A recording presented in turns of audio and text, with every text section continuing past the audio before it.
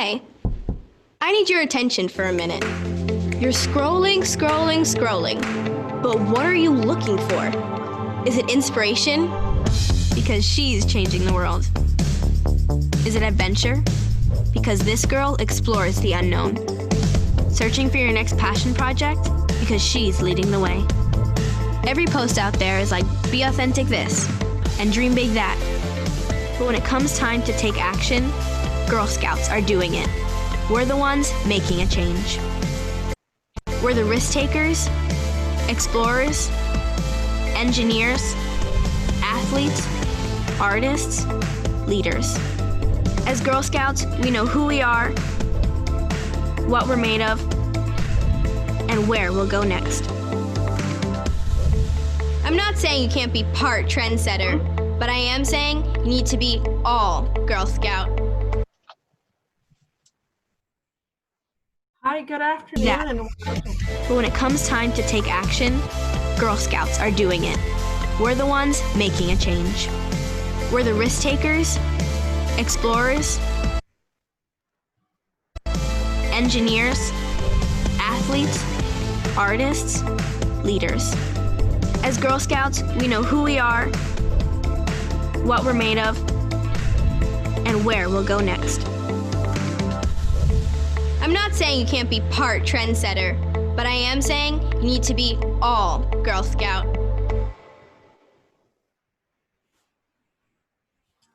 Hey.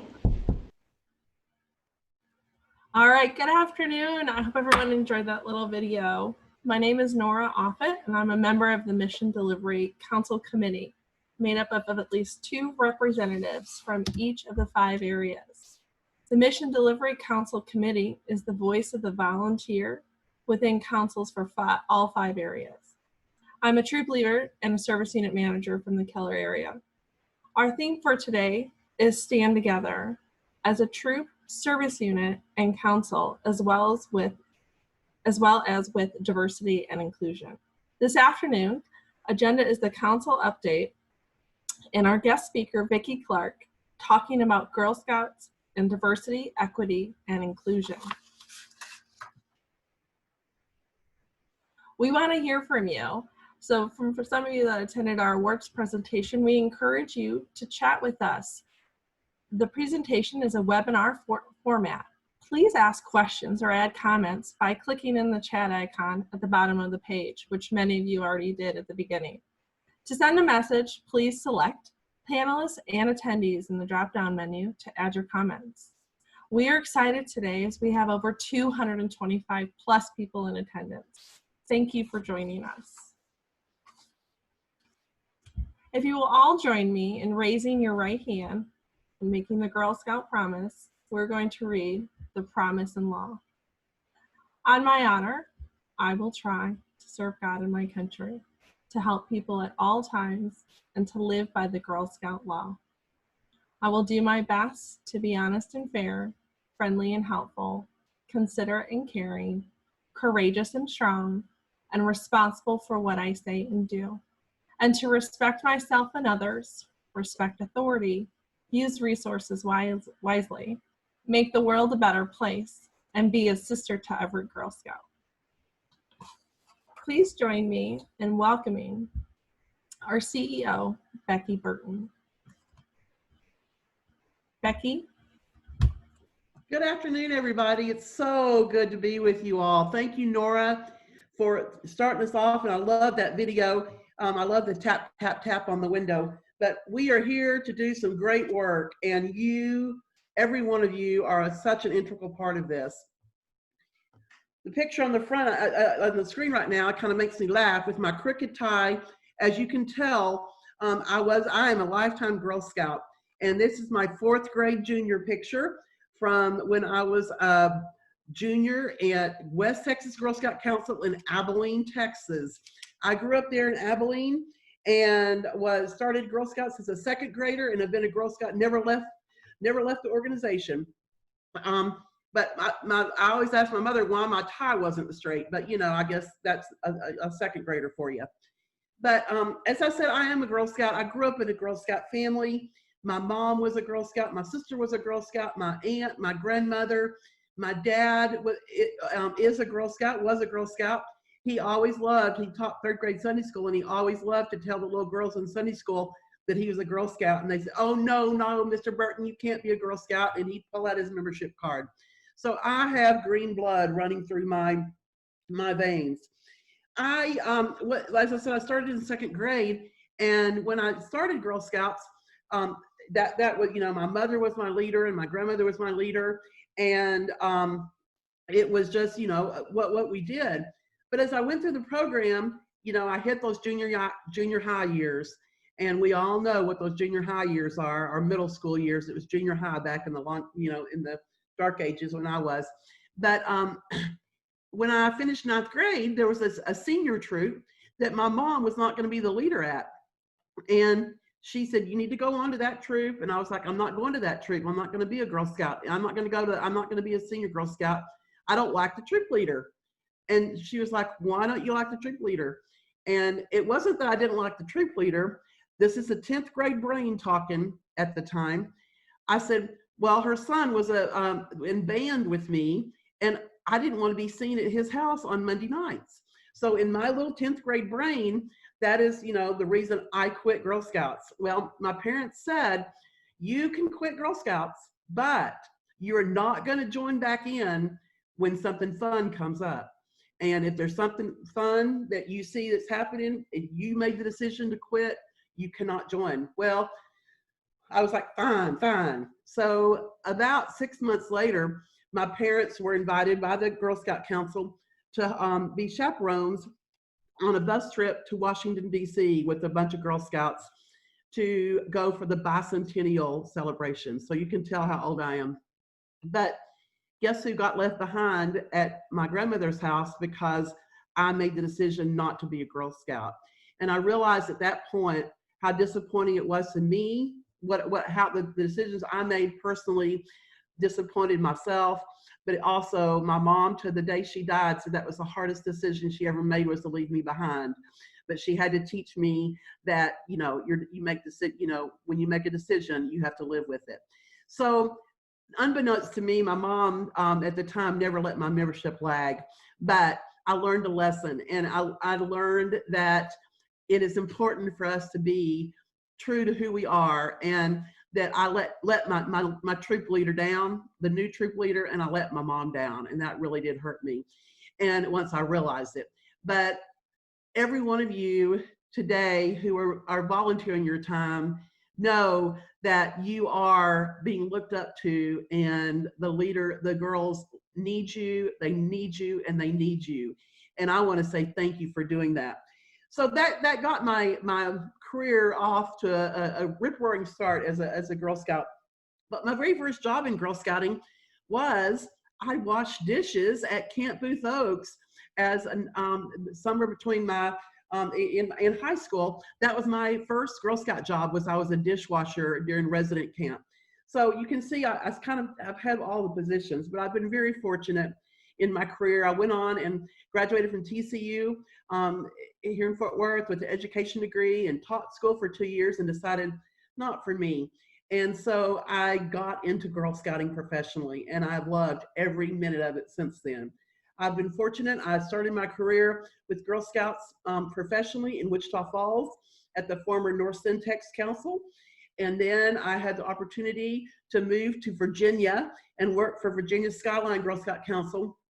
And I was in an out-based office. I did membership and program in an out-based office in Charlottesville, Virginia. So I had that privilege of living in Charlottesville, Virginia. And then I needed to come back to Texas. I'm a Texas girl through and through. And at that point, I had an opportunity to come back to Lubbock, be hired in Lubbock, and serve as the program and training director. I was the assistant executive director, and then had the opportunity to step into the executive director role. I was comfortable. I was going to be in Lubbock, Texas the rest of my life at Caprock Council. But nope, another opportunity presented itself. And in 2008, I was hired to become the CEO of the Girl Scouts of Texas, Oklahoma Plains. And I have been so honored to do that.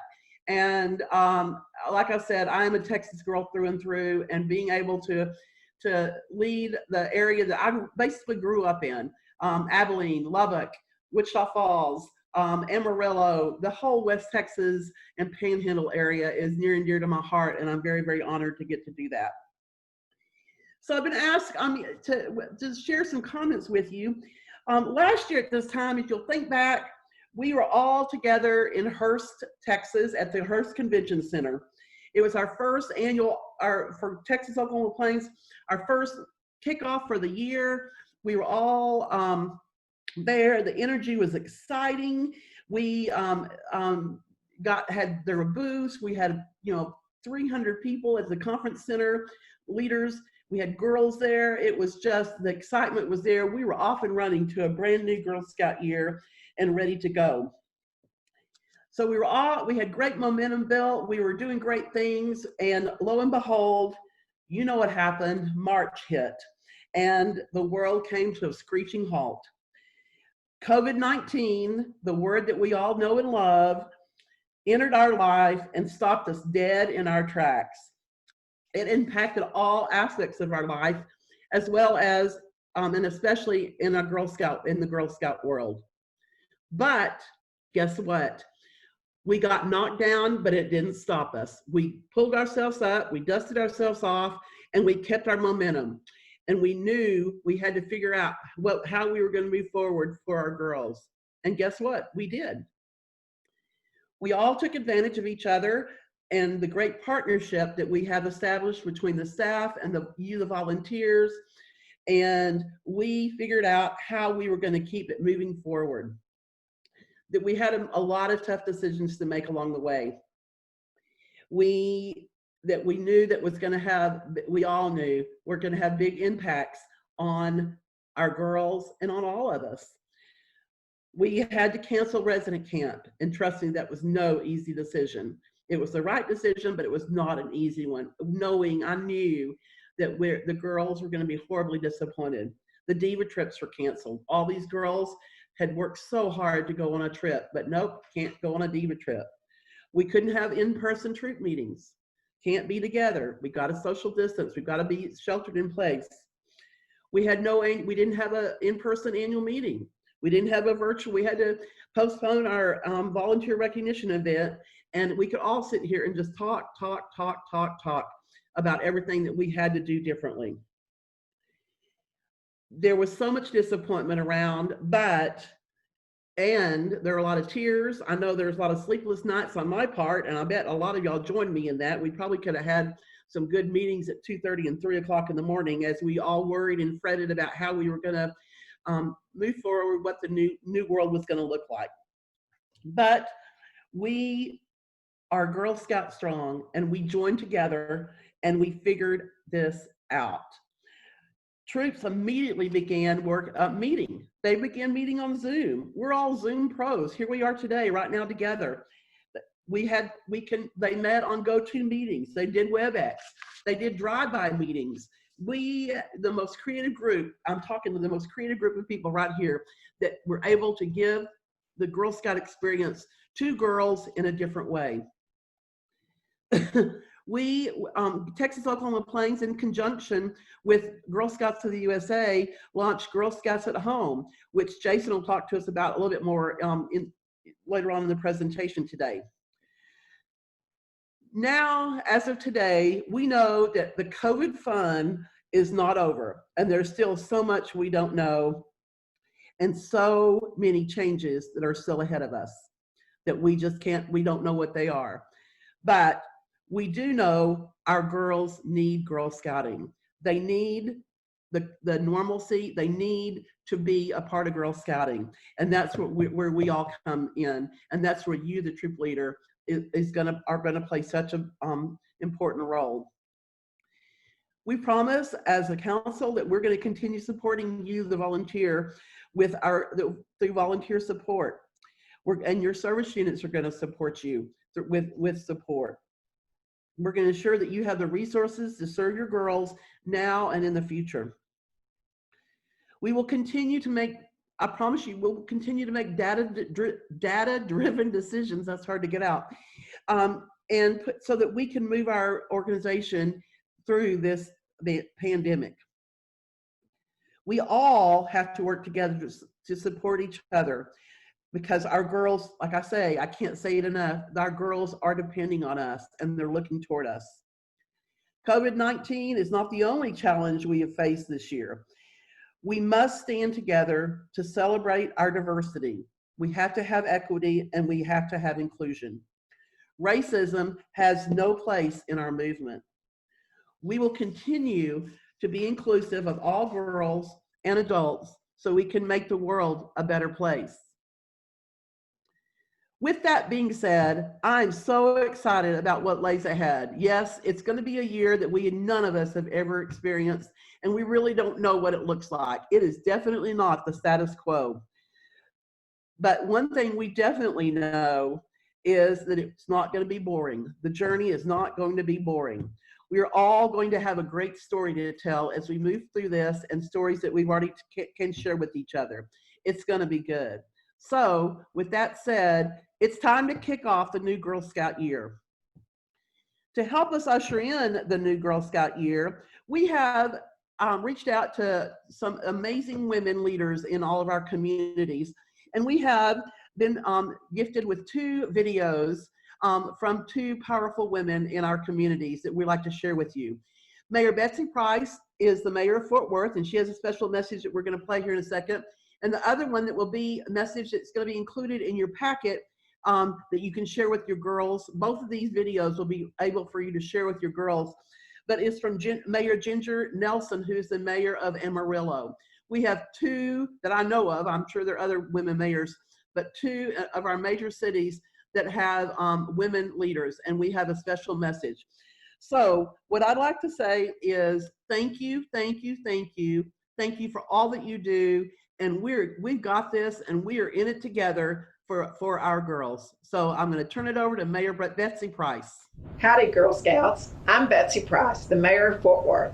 I'm so glad we have so many of you participating this year. At a young age, you are already working on building yourself and developing the skills you need for your future. I've heard that you have 24 new badges this year, including some on civic engagement. As the second woman elected mayor in Fort Worth, I'm all about civic engagement. I know you all are going to be the next leaders in our community, and we need more girls like you. As you kick off this new beginning, I want to wish you a wonderful year ahead. Have fun, and remember, if you can dream it, you can do it.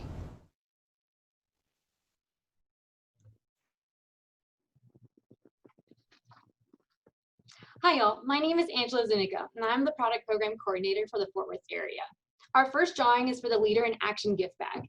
The winning name is Laura Lanier from the Abilene area. Congratulations, Laura. Now I'll pass it over to Jason. Good afternoon, everyone. And again, as Becky said, we echo and welcome you to our annual kickoff. We do wish it was in person, but again, we are here, and I'm excited for what we're going to talk about today. So as always, and as Nora kicked us off, we are in the question log with answering questions and comments, and I'm seeing a lot of hellos to each other. So again, feel free to use that. I'm going to spend a little bit of time here talking about some of the exciting changes and things that we have, updates as we go on into membership year 2021. I'm going to talk about renewals. I'm going to talk about recruitment, girl experience, and volunteer experience. I'm going to spend more time on the last 2, just because, again, that's the larger impact here. So we'll go ahead and move on and talk about renewal. We created a great renewal campaign, and to be honest, this could not be done. This couldn't be done without you, the volunteers. We had a very successful early campaign. We started the campaign late, but at the end of the day, we ended up making a lot of great headway on that early renewal campaign. We even had the largest number of renewals in one day at our council, in our council history, of over 700. So that is that's a great start to the year. As most of you know, we're in the middle of on-time renewal. And on-time renewal, we've highlighted some great incentives for troop leaders and troops hitting that 85% mark, as well as service units. And of course, as you can see on the bottom right, a patch for girls who renew by the end of 9/30. But I want to talk a little bit of why it's important to renew. It's still not too late to renew. So again, please do that. But it creates that normalcy. And, you know, there's all this talk about, you know, sort of the new normal and things are changing and whatnot. But we are Girl Scouts, and we are going to change as the world changes. And that's what we've been doing for 100+ years. And renewal creates sort of that normalcy, that platform, that level to where we can jump off and roll with those changes. So we're excited to be working with you guys on renewals, but we get a lot of questions on that. So I wanted to highlight and kick that off for you guys. Let's go ahead and talk about some of the exciting things that we're going to do for recruitment. So I've been working with a lot of you. I see some of you, some of the folks here in the attendee list of folks who will be working, who have already done some recruitments virtually, as well as some of what are in the plans for fall recruitment. We are going to continue what we have started over the last year or so, really working through a targeted grassroots approach to recruit girls. Again, start new troops, so we need those active volunteers, and we're going to specifically focus on K through 3. Now, that does not mean that we're going to not recruit 4 through 12. You know, we're a K through 12 organization. That just means that we are going to really drive and target that sort of like a university model, right? That freshman class is the largest class because you know there'll be some attrition. We also know that if girls are recruited in the kindergarten year, they tend to stay longer, but more importantly, they receive the outcomes that we all agree are helping them become leaders of tomorrow. We're going to do this by a couple of different ways. As you can see on the right there, and we'll be rolling out some resources to you all, but we're really looking at the robotics building party as well as an animal dance party. This is focused, as you know, for K through 3, so that's why it is targeted for that. But this is a way to sort of shift the paradigm here a bit, and that is, we're going to show girls, we're going to showcase girls and parents what we do. What we have, what does it mean to be a Girl Scout, right? They know about cookies, right? They know about outdoors, and those are 2 strong pieces of our pillars, but there's so much more to Girl Scouts. And so we look forward to introducing, girls through that way. Virtual or in person, again, this is the common theme this year. We are going to start off virtual. We know in some places in our council, we can do in person. Schools are back open, allowing folks to come in and recruit, or just the community is open in itself. And so, again, we're going to get outside of not just recruiting in school.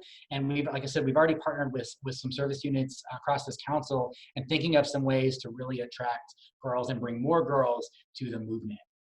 We are going to continue providing resources and support to service units and troops, some of which has already happened, some that's going to be coming. So I've gotten a couple emails just this week. Service unit goals are coming soon. So we just finalized our budget and our plans here internally. We've submitted those up to GSUSA, and we now will be working through on service unit goals.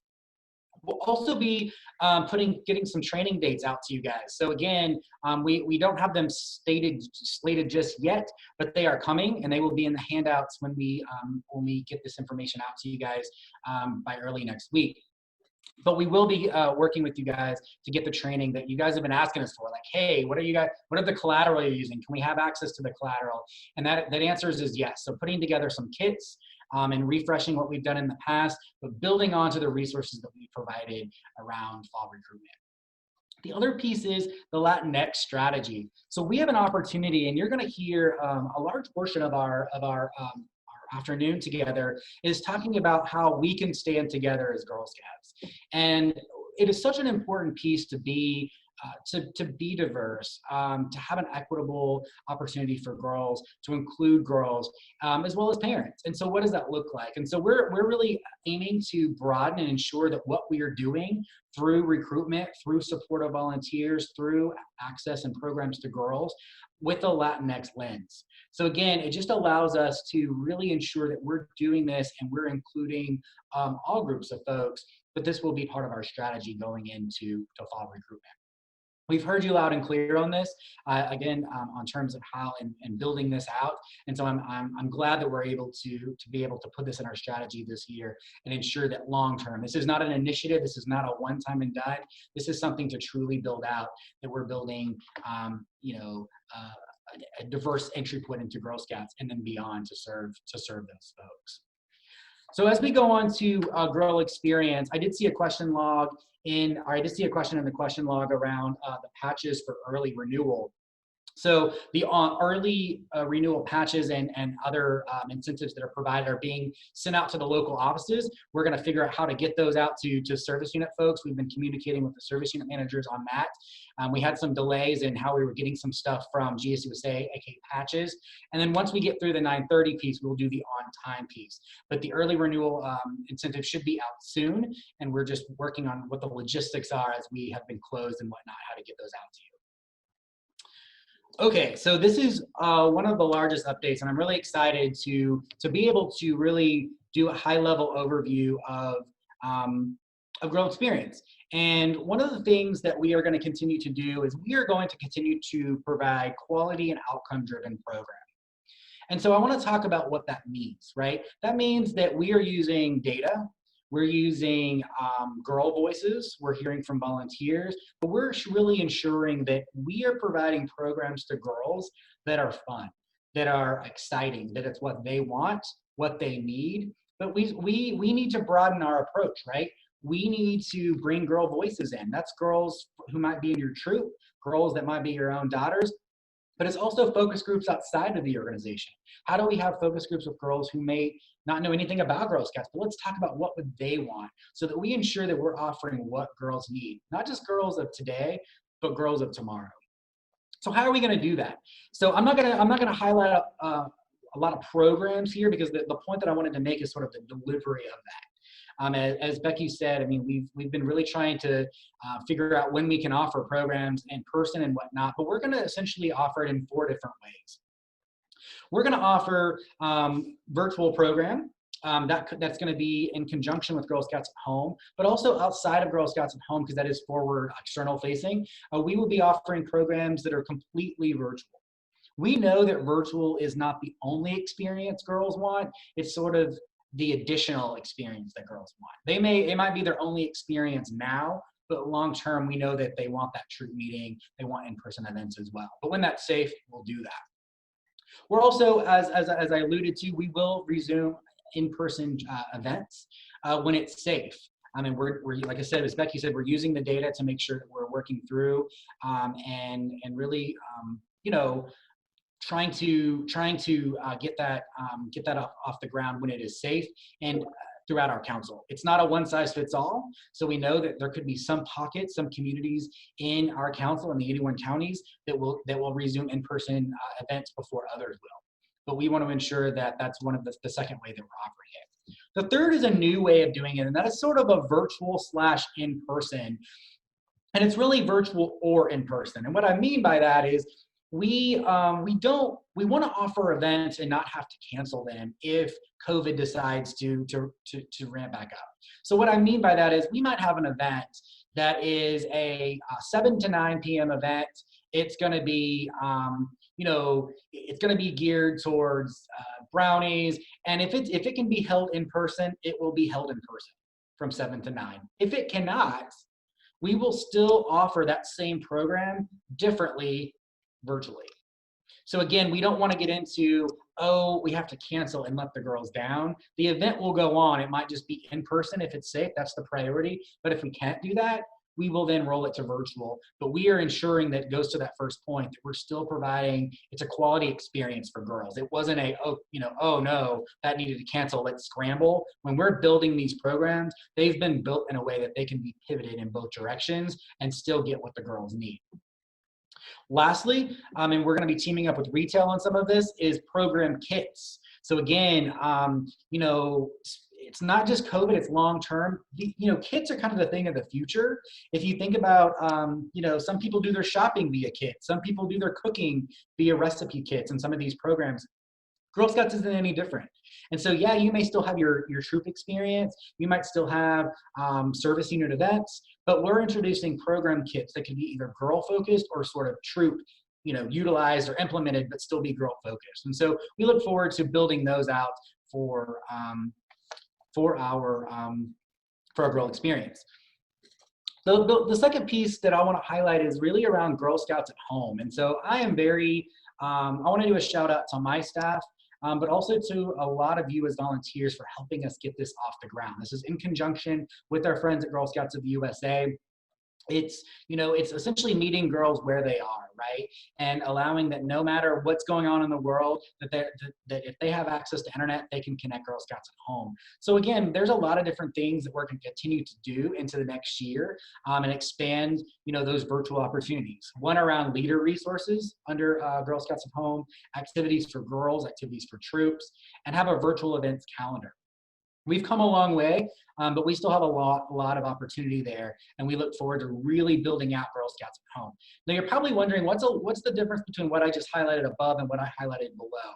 Below is forward-facing, and what I mean by that is anyone can access Girl Scouts at Home right now.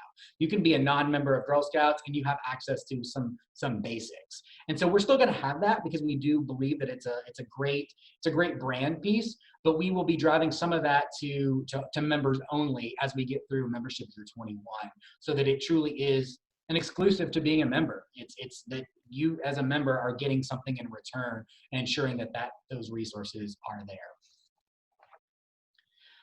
Now let's move on to our next girl experience piece, and this is around outdoors. So, you know, I am, and our entire team is not one to say, oh my gosh, we had to cancel resident camp, now what are we gonna do? I think it's really allowed us to look at outdoors differently. We know the outdoor pillar at GSTOP is quality. We know it is strong, but we also know that we have an opportunity to make it stronger than it is today.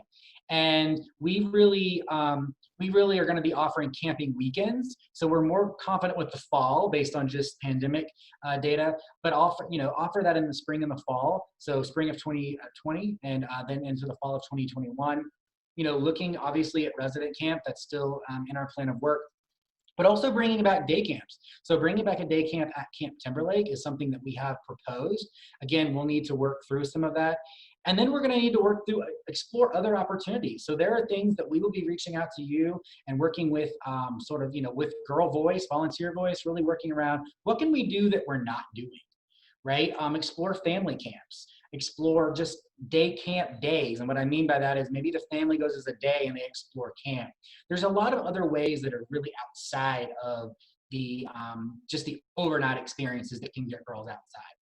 The last point that I will make on outdoor experience is program kits. So I highlighted that on the previous slide, but program kits will also be developed for outdoors, because I believe, and the data shows us, and our team really has been really looking at what others are doing and what we can do to lead on this. We can really take the outdoors to other folks. We can really take it out to you all in the field, either at the troop or service unit level, but also around to girls who are just at home. And so look, I'm seeing the question log, so I'll pause here for a second around what would be an example of a kit. So one of the ones that we've been really looking at is a STEM kit. And so there would be things that aren't just going to be Girl Scouts, stuff. It'll be things like really working through, putting together a STEM program, but also incorporating potentially Legos, other STEM activities that can be done, but they would be done in a fun way, but also on the way to earn that badge. And so that's sort of one of the ways that we're trying to build that out, but really working around STEM kits, robotics kits, cybersecurity kits, and making sure that all of the items are there. And that's just one of the things that I think is helps not only parents, but also helps volunteers, because again, we work through that. There's some logistical questions in the log that I don't have those answers yet, Teresa, but definitely good questions around some of the logistics. But we're excited, and we'll be coming out and working with you guys in what those look like, because again, we want those to be successful, right? I don't want to just put them together and you guys not use them. I want it to be something that is something that you guys would find and the girls would find as being a benefit and an added benefit to their experience. So I'm gonna shift gears here a little bit from less of the program sort of implementation, activation, whatnot, but really working through troop support. And so, we've really, I think, and we've done a really good job over the last year of really looking at, and we'll continue to look at, where do we have some gaps in service? Where can we provide more and better experience for you as folks? And one of those ways is troop support. And what I mean by troop support is really ensuring that our girl experience team is structured and focused and really can answer the questions that you may have. And so our team is structured that way. They're structured by level. So there is a subject matter experts for daisies all the way up. And again, we've already done that. And so one of the things that we want to really work through is continue to give you guys and proactively give information of what each level could be doing during that given year. And so again, if you're a Daisy troop leader, we would be really looking at the membership calendar year around what are troops potentially doing, and provide updates and say, hey, you could be doing this with the girls. Now, again, some of you all have been leaders for a long time and are very confident, and some love that type of advice. So that's what it would be geared towards. But again, we would be wrapping this in a newsletter. A newsletter is kind of a clunky word, so it's the only way I can describe it. But it's essentially a way that you would be getting monthly outputs from us on ways to provide tactical things to girls that'll overly hit those outcomes.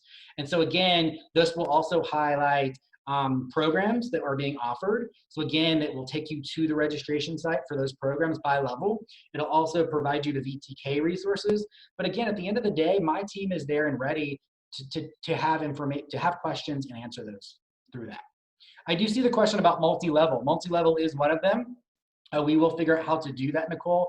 It's always sort of it's sort of a hard thing to do, just to be tactical, because again, you might have a daisy portion of your multi-level, but you might skip brownies. But we will try our best to address the program levels that way, and to where it's still giving you the support, because we do have a great percentage of multi-level troops in our council. Okay, but before I go on, I think that's the questions. So let's talk about these new badges. So we are really excited that GSUSA is pushing out 24 new badges, sponsored by some of the great program partners nationally. Automotive engineering from GM. There's STEM. There's civics. There's you can see them, and on the right you can see all of them. But we are really excited that in all those ways of delivery that I just mentioned, we want to make sure that these 24 badges are incorporated into that, because I just believe that this is, we've had civics badges, but it's taking it to a new level. Automotive engineering, right? That's so valuable right now as we turn this corner, especially in the gender gap, right? In terms of really talking about how we can work through that.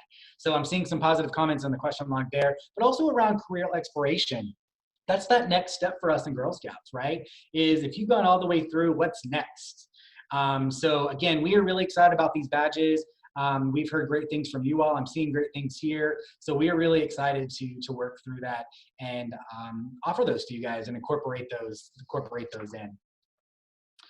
Now, on the next slide, I want to talk about, and this again, going in with our theme of today, we have a new council patch program, Celebrate Diversity. And so the purpose of this patch is really to make the world a better place by exploring and celebrating diversity. And I'm not going to highlight the steps there on the right, but it's really it's a really in-depth, the steps are very in-depth to get and really understand the importance of diversity. And Girl Scouts, and you're going to hear Cynthia Odom and I talk about that here in a few minutes, but Girl Scouts really stands, and we've stood ready for that. We have the foundation, and it's now, the time is now more than ever to really ensure that we're continuing that diversity, and really and get to that equitable and inclusive spot. So I feel really comfortable about this, but I love the design personally, but I also love the background behind it. So I look forward to, hopefully you guys will take advantage of that as well. So I want to get some feedback from you all. You guys are writing in the question log, so I see it, but let's hear some questions. So utilize that question log or that chat log. And I'm going to, let me move my screen here around. But I just want to know, first of all, how many years you've been a volunteer in Girl Scouts. So how many, type in the question log, just the number, and I just want to see sort of the numbers here of how long you guys. Okay, 1 year, since 2004, 1, 4, 3, 6. You guys are going really fast, but this is great. I think I saw, 24, yep. 7, Crystal Gale. 10 years volunteering. So it's a very wide range, but I love 23 years. Great. Whoa, 27. That's awesome. Awesome. Great. This will be my 11th year. So that's awesome. So a lot of great a lot of great pieces here around how long you guys have been in Girl Scouting. And this is just helpful as we work through this, but I love to see the diverse number of years. So second question, some of you guys already got a head start, but are you currently part of your service unit team? Some no's, some yes, some rolls here. That's good. Good. So it looks like we're definitely speaking to a wide array, which I believe which is awesome. Good. Crystal, we hear you, and we're going to help make that happen. She says, yes, service unit manager, but I need more volunteers. So we hear you. We hear you loud and clear. And again, we're hoping that we can provide that support and those resources and continuously do that so that it makes it easy for folks when they do come in. So I am going to, I'm going to pause here for a second, and I'm going to turn it over for our second door prize of the afternoon. Hi, everyone. I'm so glad y'all can join us. We all miss you, as Tori said. And so I have the honor, I'm Annette Campbell. I'm outside recruiter over at Fort Worth, and I have the honor of presenting the door prize number 2, which is the new badge requirement superset, which is awesome. So our winner for this prize is Stephanie Green. So congratulations. And we're going to pass it back to Jason. Great. Thanks, Nanette. So we got through Girl Experience, and we are humming along here. And I want to finish my part of the presentation before we get to product program, and then Vicki for our speaker, really working through some of the volunteer experience pieces. So I'm going to spend a little more time, a little more slides here on this, but just to talk about some of what we've learned from you over the last year, some of the things that you have told us, and some of what the data has shown us. So I want to talk really about this volunteer training piece. So again, we are going to continuously to build this out to meet you, the volunteers, where you guys are. So again, we are going to be offering in-person and hybrid opportunities. So again, this could be that it's a virtual, it could be in-person, or it could be a hybrid of both. Some of the outdoor pieces and those types of things need the in-person. We can't skip that. But the sort of administrative piece or the training piece could be done virtually. So we're going to continue to build those out. You're not just going to continue to hear from us, but hear from volunteer trainers as well, because again, peer-to-peer is some of the best learning. So we look forward to really ensuring that the volunteer training is there. We started this last year. We're continuing it again. So again, it's not a lot of words here, but it's a huge lift. And I'm confident that you guys will feel, new leaders, new service unit folks, or folks who've been doing this for a while, you guys will feel that this is the right approach. But again, we will continue to ask your feedback and partner with you all throughout this year on that. Volunteer support. So this is one of the areas that we have seen a lot of success in, specifically with the new leaders. And so again, we set out every year to serve all leaders, all volunteers, and we do have that approach, as I said in the training piece. But there's also that support with new leaders, and you guys know this, especially at the service unit level or troop leaders who were a first-year leader, is really working through and providing some of the kits that we talked about in program, but for volunteers. And so for first-year leaders, we're going to continue that focus like we did last year. We'll be providing welcome kits to them, a starter kit that has some basic supplies, really up our game this year on some of that, but also for second-year leaders, a welcome back kit. So again, we know that sometimes that transition from the first year to second year can be tough, especially this year. And so we look forward to providing those kits again, but also providing touch points. And so this is really where the support is. We can provide amazing training all day long, but I truly believe that it has to be coupled with support. It has to be coupled with phone calls from a human to really talk about that when we really talk about what that looks like. And so we will be still doing a minimum of 3 touch points for first year leaders and 2 touch points for second year leaders. And we'll also be utilizing service unit coaches to help us with that. Because again, we as council have, we can support as much as possible, but support has to then be partnered with in the service unit level to ensure that, those new leaders are being embedded into that service unit.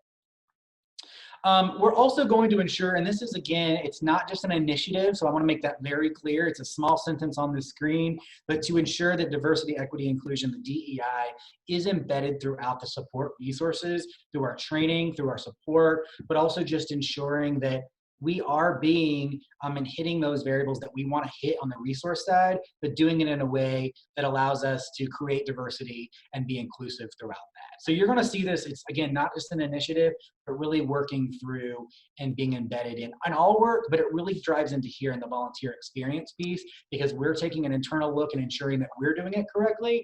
But again, we have to have the support at the volunteer level too.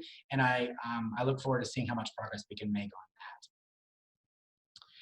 Okay, so let's move on to some of the other just high-level things for volunteer experience. So the New Leaders Guide to Success. So we talked about brand new troop leaders. This is in partnership with our friends at Girl Scouts of the USA. It is such a valuable tool, especially I'm talking to the service unit folks here for the new, the new leaders that are going to be starting here in the fall. And even for some of the leaders that have been around a while, it's a great way to really work through that. It is sent to new leaders. But it has a roadmap of training. It's what makes a successful troop experience. What does that look like?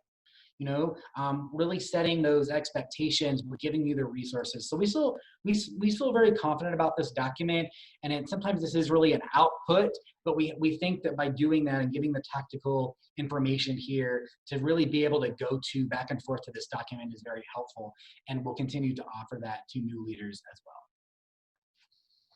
So new awards. So we have the opportunity to yep, there, perfect, is really working through the Super Troop model.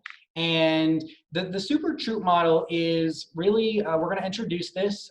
This is a GSUSA effort, but really working through like the Super Girl, Super Troop, and then Super Service Unit. They can be completed by those respective groups. But it's really just working to ensure that the troop, the girl, the service unit are really hitting those points that make a successful girl, service unit, or troop.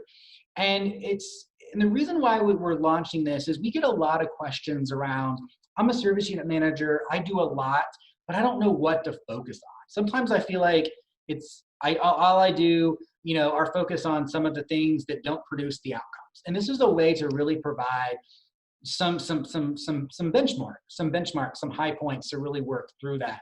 And so we look forward to rolling this out. This will be rolled out from Judy and her team, and we look forward to rolling this out as we enter into the fall and into next year. And I know there's some competitiveness to some of you all. I know some of you all personally, so some of you guys are going to run with this. But at the end of the day, this is not meant to be competitive. It really is to ensure that we're hitting as a collective organization the points that we want to hit. Okay. Nicole says competitive, not us, or us. Yes, like I said, it's all in fun spirit, but knowing and having worked with you guys over the last year and hearing stories, we look forward to that competitiveness, but I know it's healthy. So let's talk about training opportunities here. So training opportunities, there's essentially going to be some additional ways. We talked about the volunteer support being virtual, in person, or hybrid, but there's some other ways, right? And so that's sort of that blended learning at the bottom. There's obviously the Zoom piece.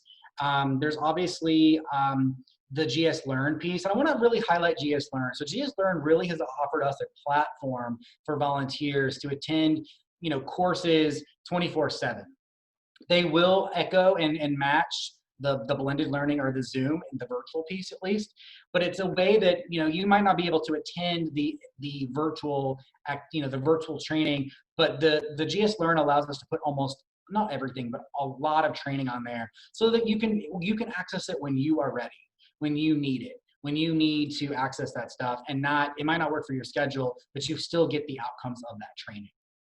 So we look forward to that. And some folks are asking where they sign up for this. So we will we'll redistribute that link, and that will be in the handouts from Judy's team on just a refresher of how to get into those types of things.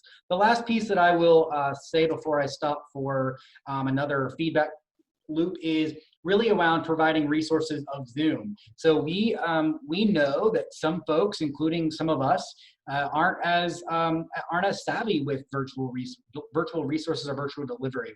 And so we will be offering courses on how to run virtual meetings, how to run virtual service unit meetings, troop meetings, how to work with girls virtually. Because again, we know this will be our, at least in the spring, and some folks might want to do that. So we will really work through and make sure that we're giving you the resources to do that, not just to say, let's do everything virtual, but to ensure that we're giving those resources. And so I know Judy's team has been putting some dates on calendars and really putting that information out for just those basic, but really imperative and important resources. Okay, so I want to hear from you again. And again, I know this is on an open dialogue, but I would love just to see, what is one, you have at least one. I know some of you have many, all of you have many. What is one or maybe your top strength of your service unit? So when you think of your service unit, what do you think you guys do really well?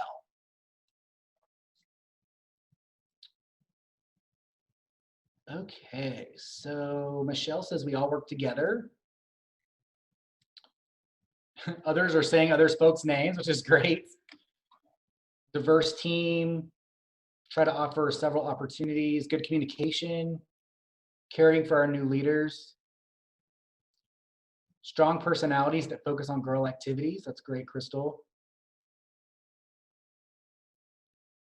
Good. Good. So I feel good about that. You guys keep those coming, because again, this is just a way to help us. Another data point for us to ensure what hearing from you directly on what your strengths are to help us sort of combat other areas, but also to build on those strengths as well. Jacqueline said our leaders are wonderful on putting on activities, and all are invited, not just in our service unit. That's great. And our product program friends, because that's who I'm introducing soon, Rebecca says cookies. So that's their service unit is good on cookies. So I know Jenny and that team are giving you a thumbs up. Okay, so I want to talk lastly on just some service unit folks and some of the resources provided. So we, as I said, have already been providing resources for this upcoming year. We'll continue to do that. You should have received your service unit planning packet, which has been customized for each service unit. It has goals, targets, service unit budget, some of the very tactical things on that, as well as quarterly service unit planning calendar by program areas. So again, we will work through, some of you are saying you haven't received that, so we'll work with volunteer experience team to make sure that you do get that. But again, it is a guide that I believe it's just another great planning document to have in your back pocket. Okay, so let's go on to the next slide.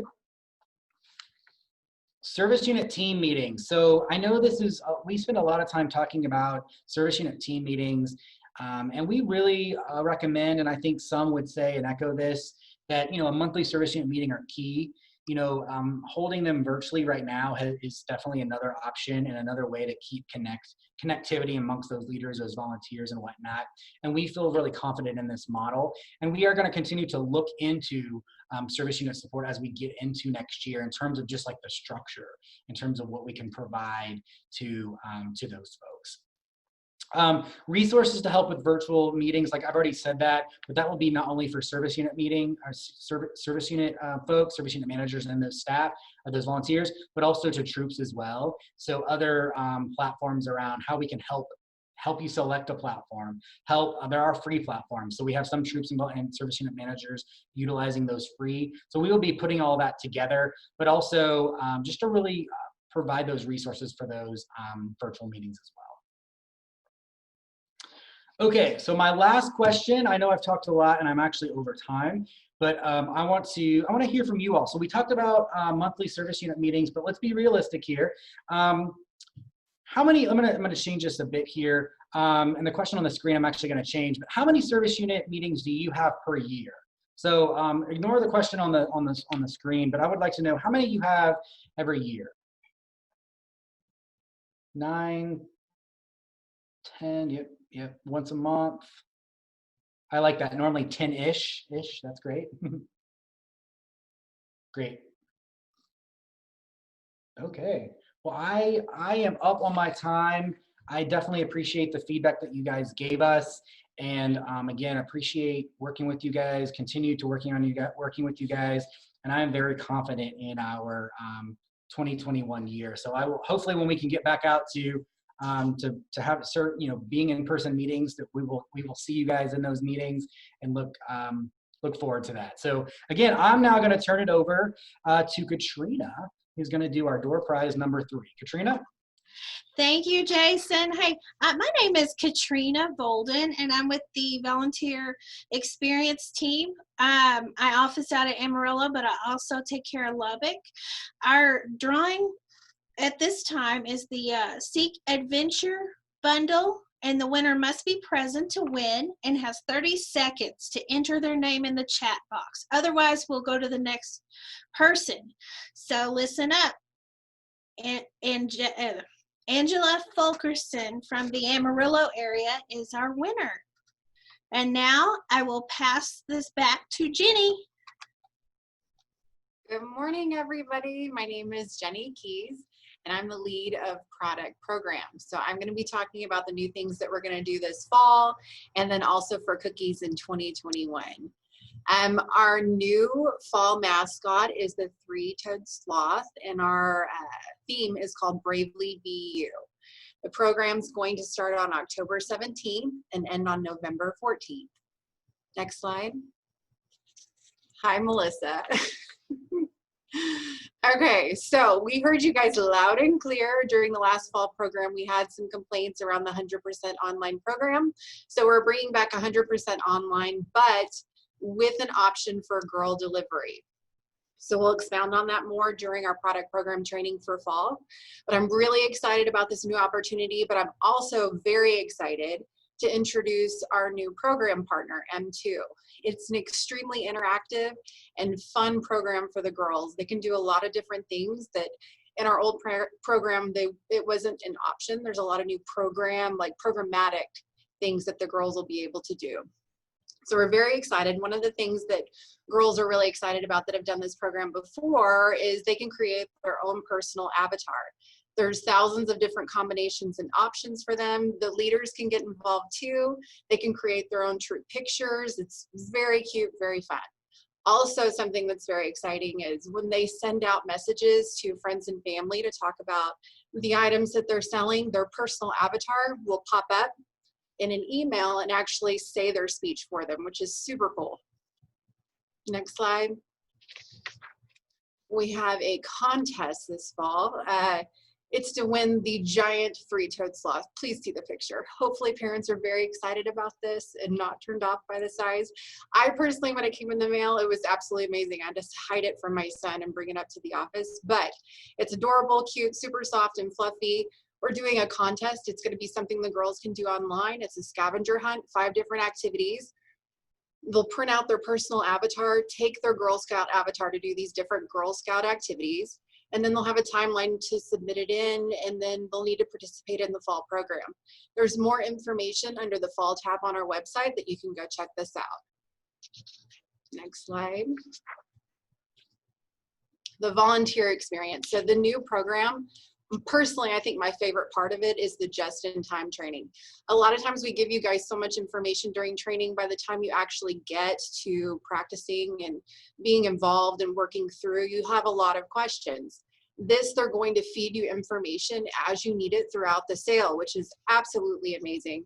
And I think is going to relieve a lot of stress.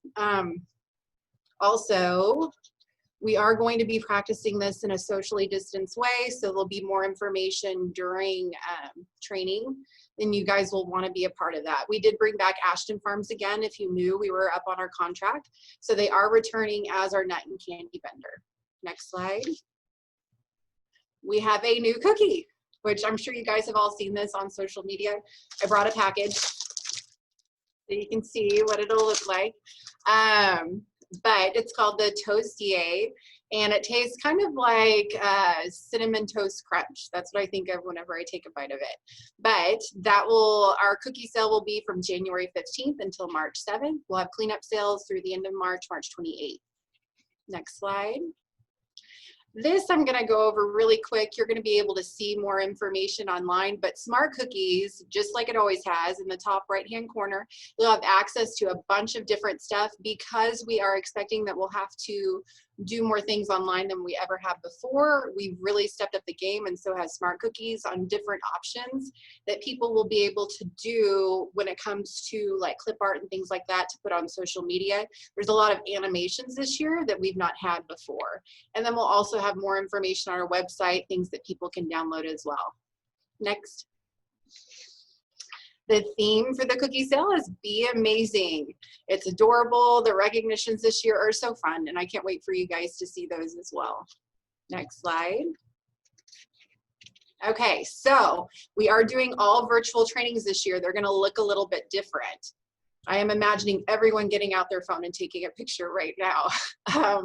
The training for fall, the service unit is going to be September 20th at 2 p.m. The troop training will be September 27th at 2 p.m. And the online troop training will be available September 28th. So training for cookies, we're doing something a little bit different beyond even virtual for cookies this year. You'll have 2 options for the service unit training to take.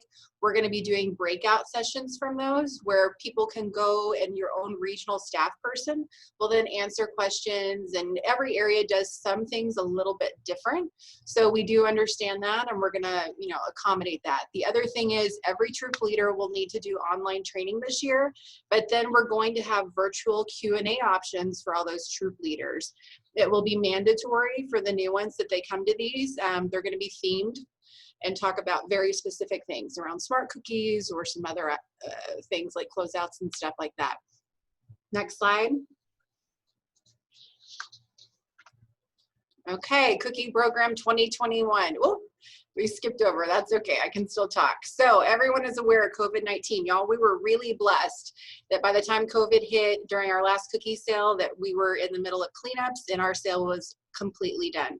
Because of that and our amazing senior leadership team, we were able to donate a lot of unsold cookies to local organizations, hospitals, schools that were able to give cookies to children when they were making meals. I was really proud that we all contributed to that, and that was something that we were able to do. But going into this next cookie sale, we know that things are likely going to be different.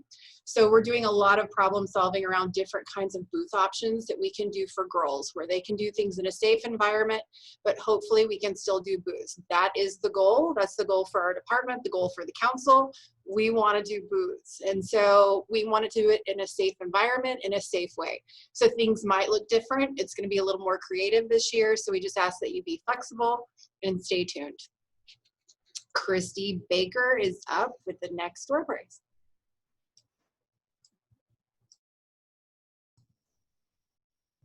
Hi, I'm Christy Baker, and I am the Retail and Product Program Coordinator in Lubbock, and I'm glad y'all came today, and I get to give the cool door prize away, the one for a Cookie Coach Kit.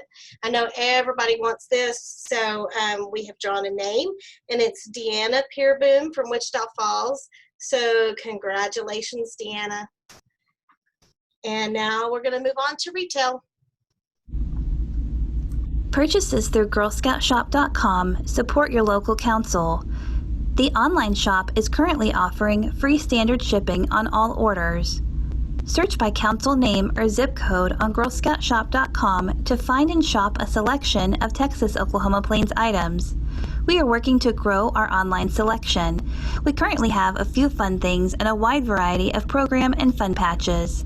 Keep checking back to see what's new. Debuting today is our new Stand Together, Celebrate Diversity, Girl Scouts of Texas-Oklahoma Plains collection. Available now online and through Retail To Go.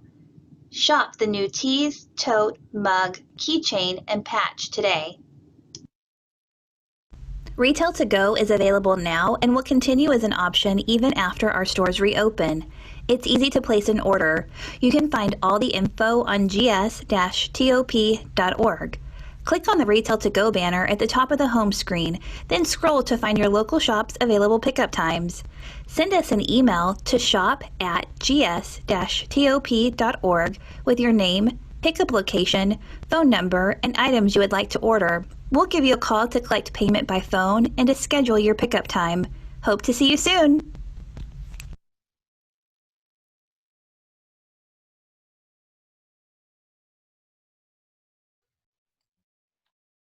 Hello, I'm Cynthia Odom. I'm Executive Vice President and Chief Financial Officer at Girl Scouts of Texas Oklahoma Plains.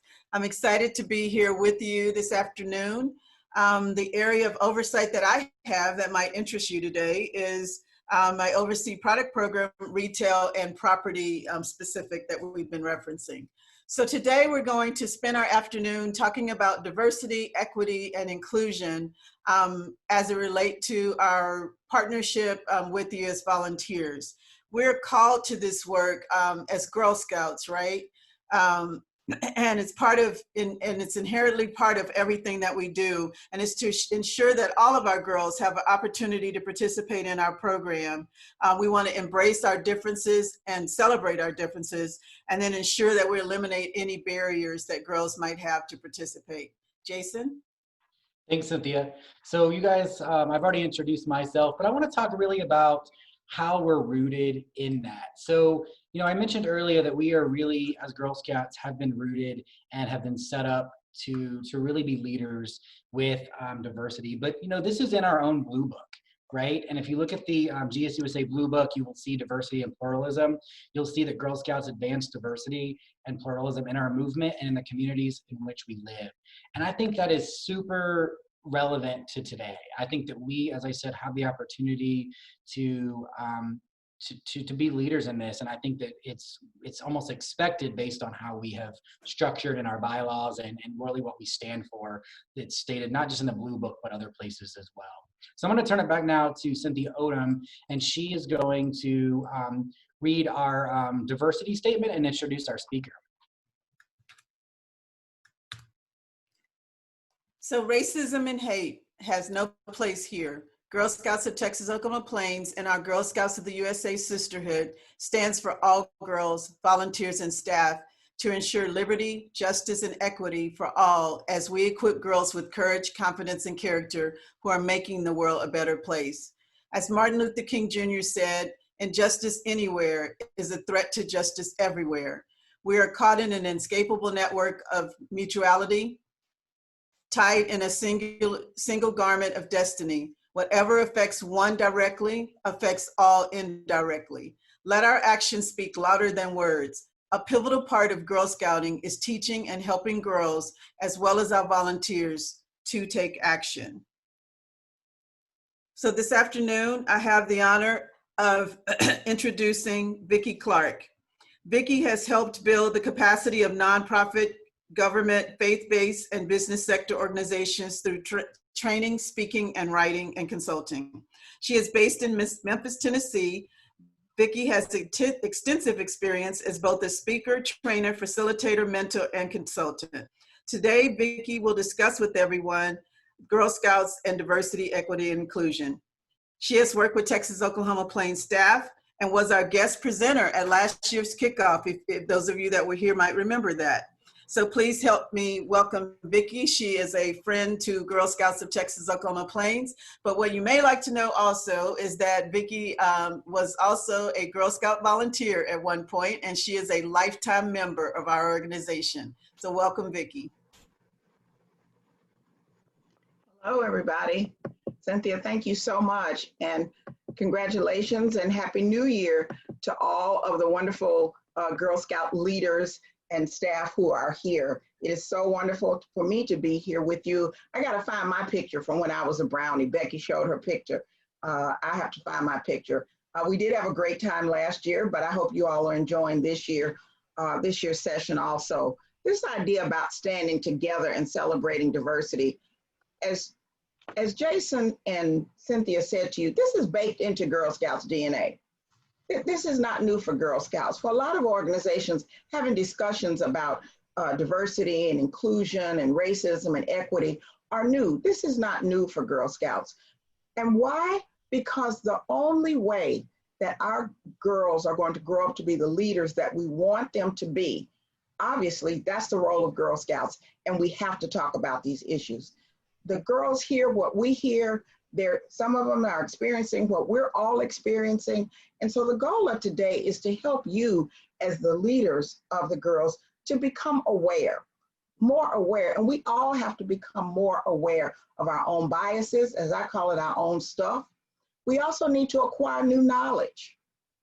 We have to acquire new knowledge. I'm learning so much on this journey this time around. And again, I'm an older boomer. I grew up during the civil rights movement right here in Memphis, Tennessee, but I'm acquiring new knowledge about how systems need to be changed, and new knowledge about myself, new knowledge about other people, especially other women who have just been at the forefront of equity for all. And then we have to be accountable. And in Girl Scouts, as you all know, we have to be accountable to the girls first. And the only way we can be accountable to the girls is that we be accountable to ourselves. And then we have to adapt. We have to think about our thinking. I've changed a lot of what I thought, believe it or not, since Mr. George Floyd was killed. And then we have to decide, what are your actions? It would be wonderful to see all your girls get that diversity badge, because not talking about it is not going to solve anything. We have to be able to talk about it. We have to teach the girls how to talk about diversity, equity, and inclusion so that they are prepared to be leaders in this world and to be multicultural leaders. And they will be the ones who will bring this to the forefront. We talk to the girls a lot about bullying. A lot of this is a result of bullying, or bullying creates a lot of it when we refuse to accept that we are different and it is okay that we're different. So we're all on this journey. And everybody has said all day, racism and hate have no place here. And so the idea of being a go-getter, I love that, is it's okay to go and talk about this and innovate. We need innovative thinking in order to help girls to think differently about girls of other races, to think differently about themselves. And yes, it's a risk taker. This is a risk taker to open this conversation. I am not going to lie to you. You may say, well, we don't want to talk about that because this is Girl Scouts. We need to be talking about this as much as we're talking about cookies. And then the leaders, as well as helping to develop the girls as leaders. And we all have so much to learn. And I think if we would just say to ourselves and to all the girls, racism and hate have no place here. And ask them, what does that mean to you? What does that mean? Our young people, even our little kids, they're thinking about this, they're talking about this, and believe it or not, they are in a much better place than some of us older adults. And so that's why I think, even if you could just do this in one meeting, say, what does it mean when they say racism and hate have no place here? And Girl Scouts, again, this is baked into your DNA to make the world a better place. And this idea of saying, I'm not racist, we have to actually teach girls about anti-racism. And we have to explore our own role in racism. And we have to decide that we're all going to be activists for anti-racism, and we're going to be allies. And that the idea that Girl Scouts was built for all girls. And you have the promise of inclusivity, which goes back to 1913. You see a lot of companies and a lot of organizations who have just started putting out statements. This goes back over 100 years. And the first all-Black Girl Scout troop was established as early as 1917. And your founder was determined to reach across cultural and ethnic boundaries to ensure that all girls had a place to grow and develop. And I'm glad she did, because I was one of those girls. And I'm glad that she did, that Girl Scouts was an open organization for all girls. And Jason talked about what's in the Blue Book. Why is this important? Because this is already in, it's nothing new. That everybody, membership is reflective of the pluralistic nature of your geography and of your communities. And it is important, they talked about recruiting, is that you recruit all types of girls and that every girl can feel included in your troop. You say, I'm not sure how to do that. We're going to talk about that today. And I'm sure there's going to be more work that we're going to do, because this is tough stuff and it's not easy for anybody. And don't think that because I'm an older person of color that I got this. I don't have this either. We're all working on this together. But we need not be fearful of having conversations about race, ethnicity, creed, national origin, ability, socioeconomic status. We need to think about how we can grow as leaders of girls and how you can grow and where you are in your journey. And I just always love to show Miss Josephine's picture because she fought so hard in Nashville to set up the first African-American Girl Scout troop in Middle Tennessee. And I live in Memphis, and she did this in Nashville. And she was able to set up Camp Holloway in Millersville, Tennessee for African-American girls, because in the early 50s, you would not have seen Black girls and white girls or Hispanic girls or any other girls, you know, mixing at that time. I'm so glad we're far away from that now, but I always like to pay tribute to Miss Josephine, and that's the brownie dress that I wore. So I love that little girl, the brownie dress and the beanie that I wore when I was a brownie. This idea of looking at your mission, if you were going to build girls of courage, it takes courage to talk about racism. It takes courage to talk about bias. And we want to build the girls' confidence to be able to speak up when they hear something and be the ones who say, that's not right. We don't treat people like that, because that goes to character. And the only way the world is going to become a better place is that we finally look at and address these issues around bias and racism and equity. So the idea of being mission driven. Some of you may be sitting there saying, I don't even know why we're talking about this. We're talking about this because there is no way that this next generation of girls are going to be the leaders that we need them to be if they don't address these issues. Again, I was a teenager during the civil rights movement when Dr. King was killed 20 minutes from where I'm sitting right now. I thought, and many of us older boomers thought, when the laws changed and when everybody could get together and see that everybody was human and that people were not, you know, that people were equal, and that Black people and Hispanic people and gay people and everybody could come together, that we wouldn't be talking about this now. We're in not great shape right now. And it's up to groups like Girl Scouts to have conversations about this, where the girls can have not only a safe space to have these conversations, but a brave space to have these conversations, where it is okay that they ask questions. And that's why we're working hard to try to help you to be ready to answer their questions. And it's okay to say to the girls, this makes me uncomfortable, but we're going to talk about this, because the girls are your primary customer. You say, we don't talk about customer. The girls are your primary customer, because in this model, the customer is the person or the people whose lives are most transformed by the organization mission. You know who your customer is. It's those girls. It's those girls. They are part. Girl Scouts is a transformative experience, not only for girls, but also for leaders. I have also been a Girl Scout leader, and I never had a daughter. In fact, I was a Girl Scout leader before I had any children. And the idea that their transformation is critical to our society moving forward. And then that third question of what does the customer value? It's a value proposition. We want to make sure that girls in Girl Scouting value everybody, no matter what they look like, no matter where they came from, no matter what language they speak, no matter their abilities. This is what we want the girls to value. We want them to value everyone.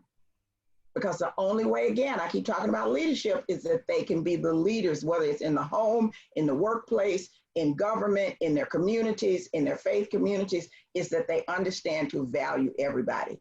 And what are our results? Trained women leaders. Girls who turn into women who have courage, confidence, and character. And we see now that with our young people, they don't have to be adults to make the world a better place. Many young people are helping to bridge the divides and close the gap around bias and lack of equity. They're speaking out, they're writing, they're making their own videos. It's just so, it makes me feel so happy to see young people doing this. And that's why this is important. And the plan is, first of all, we've got to get comfortable as adults with these conversations. And we've got to explore our own stuff to be able to then work with the girls and talk with the girls. And we don't have to pretend that we know everything. I think it's important that girls understand that we're all on this journey together. If not Girl Scouts, who? One of the most complex and pressing issues facing our communities right now is racial bias. It's racial bias. And I think it's because for the last maybe 25 years, we didn't talk about it. Things got better in the 60s and the 70s. And I feel like in a way, as an older boomer, maybe we let the rest of you down because we didn't. And when I say we, I'm not talking about people of color. I keep talking about people of conscience. That the one thing about a movement is it has to keep moving. And so one of the most complex and pressing issues is to help young people to come together and to recognize and value diverse people, diverse communities, diverse ethnicities. And it is past time for action, as we have all seen in the last few months. This idea of diversity, we know that all people are different. You know, all the girls are different, all women are different. But the idea of inclusion, how included do girls feel in your troop? How are you all deliberately working on inclusion to make sure that every girl is given value, no matter her difference? Every girl. She may not know anybody in the troop. She may be different from other girls. We really want to start working on inclusion. Diversity is a given. We are different, and it's okay to be different. And we're going to talk about that whole era that some of us went through where we said, we're not going to see race, we're not going to see that. We realized that that didn't help. So the idea is making sure that your troop, in your troop, that it's okay to be different, but that every girl and her family is included. I think we did not confront these issues over the past maybe 20 years. I don't think we talked a lot about it. I don't think we talked about it in the workplace. I don't think we talked about it in many places. And so the idea is we have to confront that we have some problems. And nobody on this call created those problems. So we're not playing the blame game. The idea is how do we help the girls who already know that there's a problem? They know. You can ask somebody 7 years old, they know. And it's very complicated and it's complex. That's why it's not a one and done. And the idea of talking about racism, not really just talking about diversity. We need to help girls understand what racism is. It's the belief that groups of human beings possess different behavioral traits and that one race is superior over another. Yes, we can say the word racism. It is okay to say racism. We're not calling anybody a racist. We're saying racism exists because there are people who still believe that that one race is superior over another. And the idea that it shows up in prejudice and discrimination and antagonism. And often the belief is based on biological differences, this idea of one group being superior over another. That's why we have to help girls to understand what racism is, because unless they know what it is, they won't recognize it. And if you don't recognize it, you can't talk against it. You can't help fight it. So we have to change it. We talk about systemic racism. This is not talking about whether people are bad or good. These are systems that impact the lives of girls. These are 7 areas where racism is baked in. Because wealth, how wealth is distributed. Employment. Look at employment. We just had equal pay day for Black women the other day. It was August. In the same jobs, it takes Black women to work until August to make the same amount of money that a white man would. Equal pay day for white women is in March, because even white women still do not make, their pay is not equal to that of a man in the same job. Employment directly affects girls. And the idea of that racism and inequity has been built into our employment system. Education, we look at how girls of color are often suspended more, and the differences in the way girls of color are treated, and definitely in the criminal justice system. I am told here, I live in Memphis, that 70% of the people in our criminal justice, they call it 201 Poplar, our jail, they have not been convicted of anything. They have just been charged, but they don't have bail money. And we look at what's happened with women. Some woman who was trying to vote and didn't realize that she couldn't vote a few years ago, she got 5 years for voter fraud. So this idea of criminal justice and racism and even the gender issues and housing, it is so important that girls know that it is tough to get housing. And it is even tougher for girls of color to get housing. Why? Because often it has been proven that people direct people of color to one certain neighborhood, or people assume certain things about people. And then surveillance. Many people will tell you that when they walk in a store, they don't carry a large purse if they're people of color, women of color, because somebody's following them. I wonder how many of our girls have been suspected or even tapped in terms of, that they're shoplifting. And then healthcare. And we know that there is such a difference in healthcare in men and women, and let alone in girls and women of color. It's just different. And so we want the girls to understand, you talk to them about all of these issues, and this is where it's structurally built in. Nobody on this call designed any of these systems. So the idea is that how do we help girls to understand how they can make a positive impact? How not we're gonna beat them over the head with them and make them feel like victims and make the girls who are white feel bad about, no, this is about how can we all come together and work on structural racism, because what their mission calls them to do is to be girls of courage who change the world, and then to work on our own implicit bias, which we all have. Some of you may know about Angela Davis, and she was an amazing, she was and still is an amazing leader in the right for justice and equality for women and people of color. And she says, I'm no longer accepting the things I cannot change. I'm changing the things that I cannot accept. And one of the things that you all can change, that you have the power to change, is first of all, the way girls think about themselves and the way they think about other girls and the way they think about their communities and the way they are given the tools and empowered to change a lot of what's happening in our communities today. And you have that. That is the power that you have. That's your superpower, because they trust you. The girls trust you. They believe you and they believe in you. And you can be the start of helping the girls to work on these issues. When I said it was complicated, it's extremely complicated. The further you get out from the center of this circle, and I know mostly Southerners, we go straight to race, but there is so much. It's about socioeconomic status. It's about native origin. It's about language. It's about abilities. It's about religion or non-religion. It's about sexual identity. It's about gender.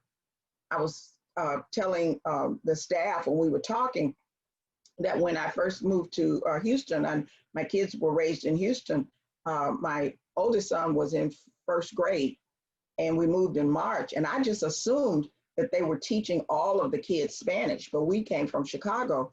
And so when I took him to school, I said to the teacher, I think he'll do okay, but he doesn't know any Spanish. And this was in the 80s. And she said to me, well, why would he need to know Spanish? It never occurred to me that all the kids would not be taught Spanish in an area that has such a large Hispanic population and a large Hispanic heritage. And at that time, she said to me, oh, we're trying to get the kids who speak Spanish not to speak Spanish. And I realized I had gone through the looking glass. And I realized at that point, and then I had a youth volunteer group for kids from 16 to 21 who were interested in medical careers. And many of our Spanish-speaking volunteers said, I was asking them, would they like to be translators? Because at that time, the hospitals and the clinics in Harris County were looking to translate. And they said, no, ma'am, because our mamas and daddies told us that if we speak Spanish, people won't hire us. People will think we're stupid and that we can't use our own language. So this is very complicated. And I know that we're in a better place now, but I just want you to see how complicated it is, that race is important, but race is not the end. It's very, very complicated. And there's lots of dynamics to it, which that gives you an opportunity to talk to the girls about all of these different dynamics so that they understand that it is okay that people are different racially, ability-wise, language-wise, native origin-wise, socioeconomic-wise, gender-wise, sexual identity-wise, that it is okay. And that we have to be okay with people being them because we want the girls to be okay with being who they are.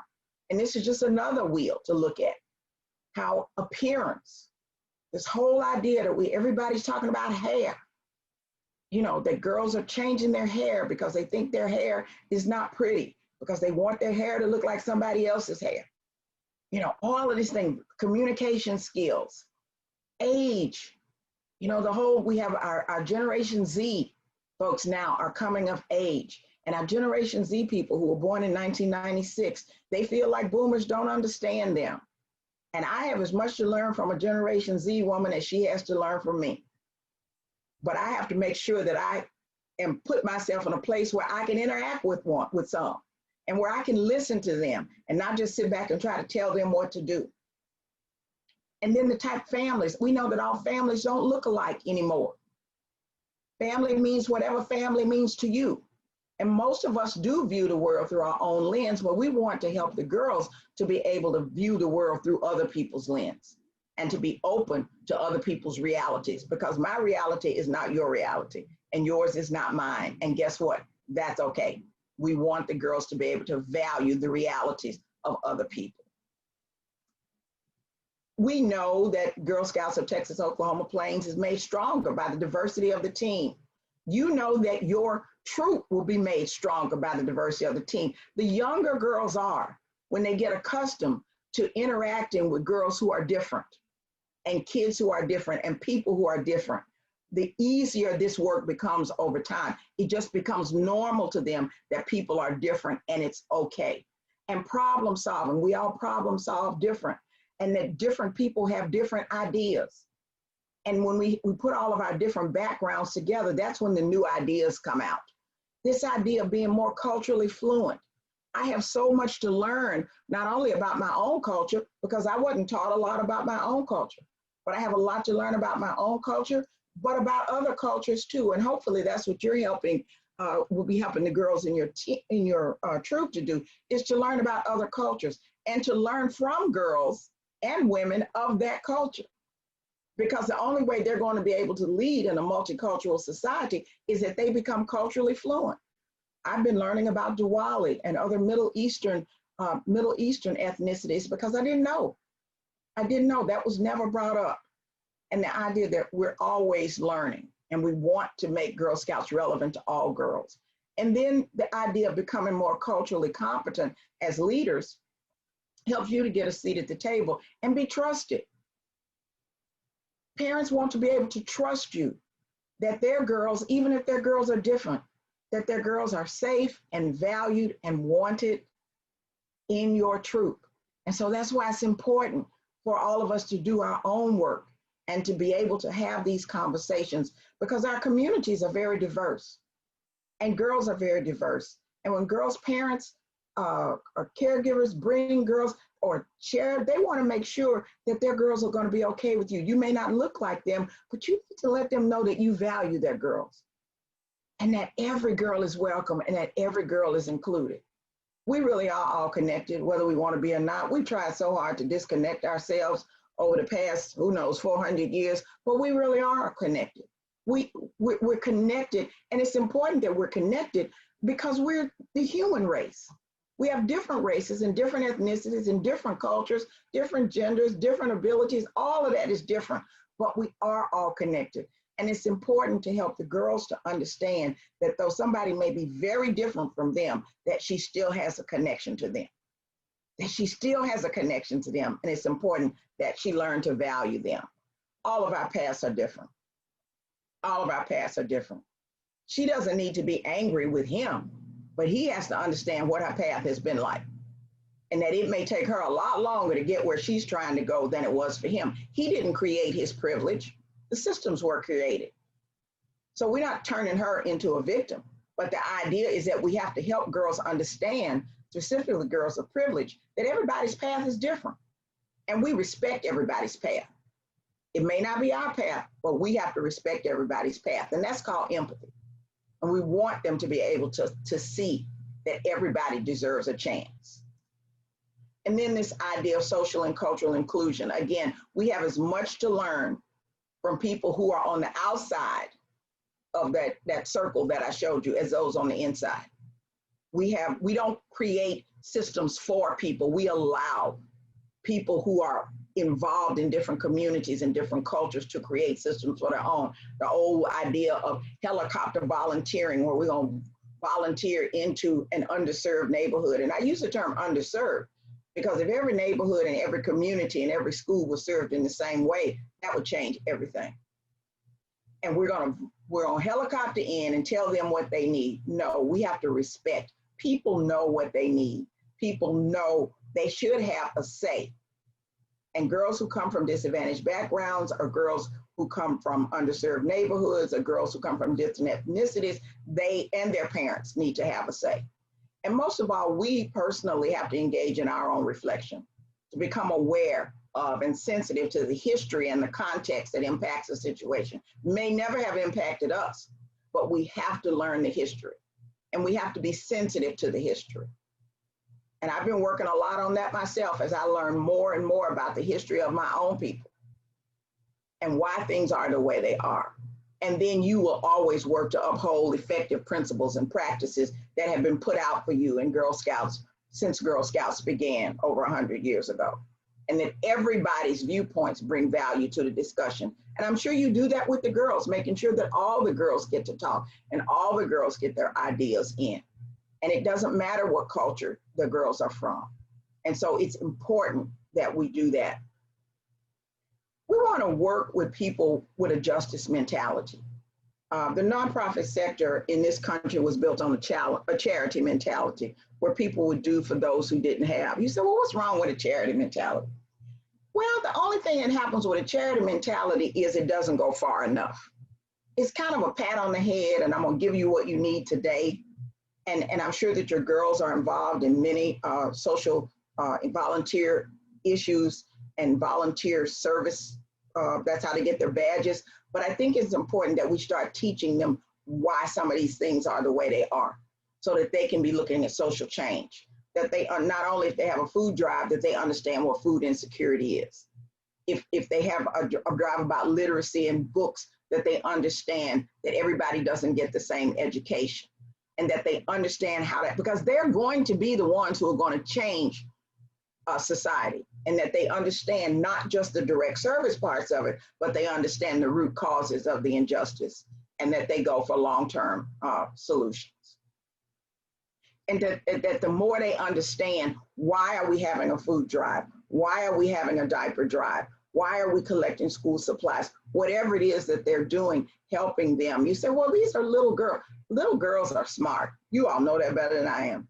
And sometimes they understand and see things so much clearer than we do. So they're never too young to begin to talk about what they can do to help change social institutions and to help change injustice. And then about embracing and encouraging and accepting differences. We are different. Like I said, we went through that stage where we said, and that was where, you know, especially my oldest son, we weren't going to see color, we don't want to see. It's okay, because when we don't see what people really are, we're marginalizing them. And we're diverse. Everybody does not have equal access to opportunities. You know that. And if you didn't know that before COVID, we know it now, that everybody does not have equal access to opportunities. And that it's important that we start looking at equity, and we'll talk about equity versus equality. And you know that you can't treat all girls the same. Different girls need different things. And then this is where we're really working, hopefully that you'll be working to make sure that all girls feel included and have a sense of belonging and feel respected and being valued for who they are. They don't have to turn into somebody else. They don't have to look like, act like anybody else to be valued and feel your supportive energy. And that they have your commitment as their leaders, that they can be the best, that they can be whoever they are at whatever stage they are. So that's why the inclusion piece is so very important. This idea of belonging.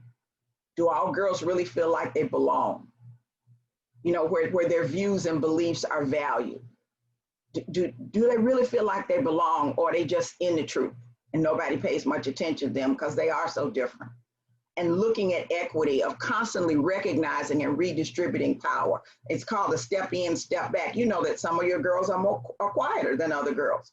And we try to make sure that the girls who are not so quiet get a chance to speak up. We want to do the same thing when we look at girls of different ethnicities, different abilities, different backgrounds, to where everybody has a chance, and that they all know that they matter, and that they matter to each other. That they matter to each other.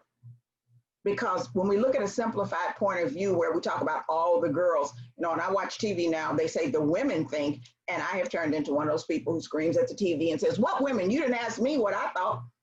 Who speaks for all the women? Nobody. We're all different and we all have different ideas, and it's important to recognize that so that we all feel like we belong. And a girl should not have to assimilate.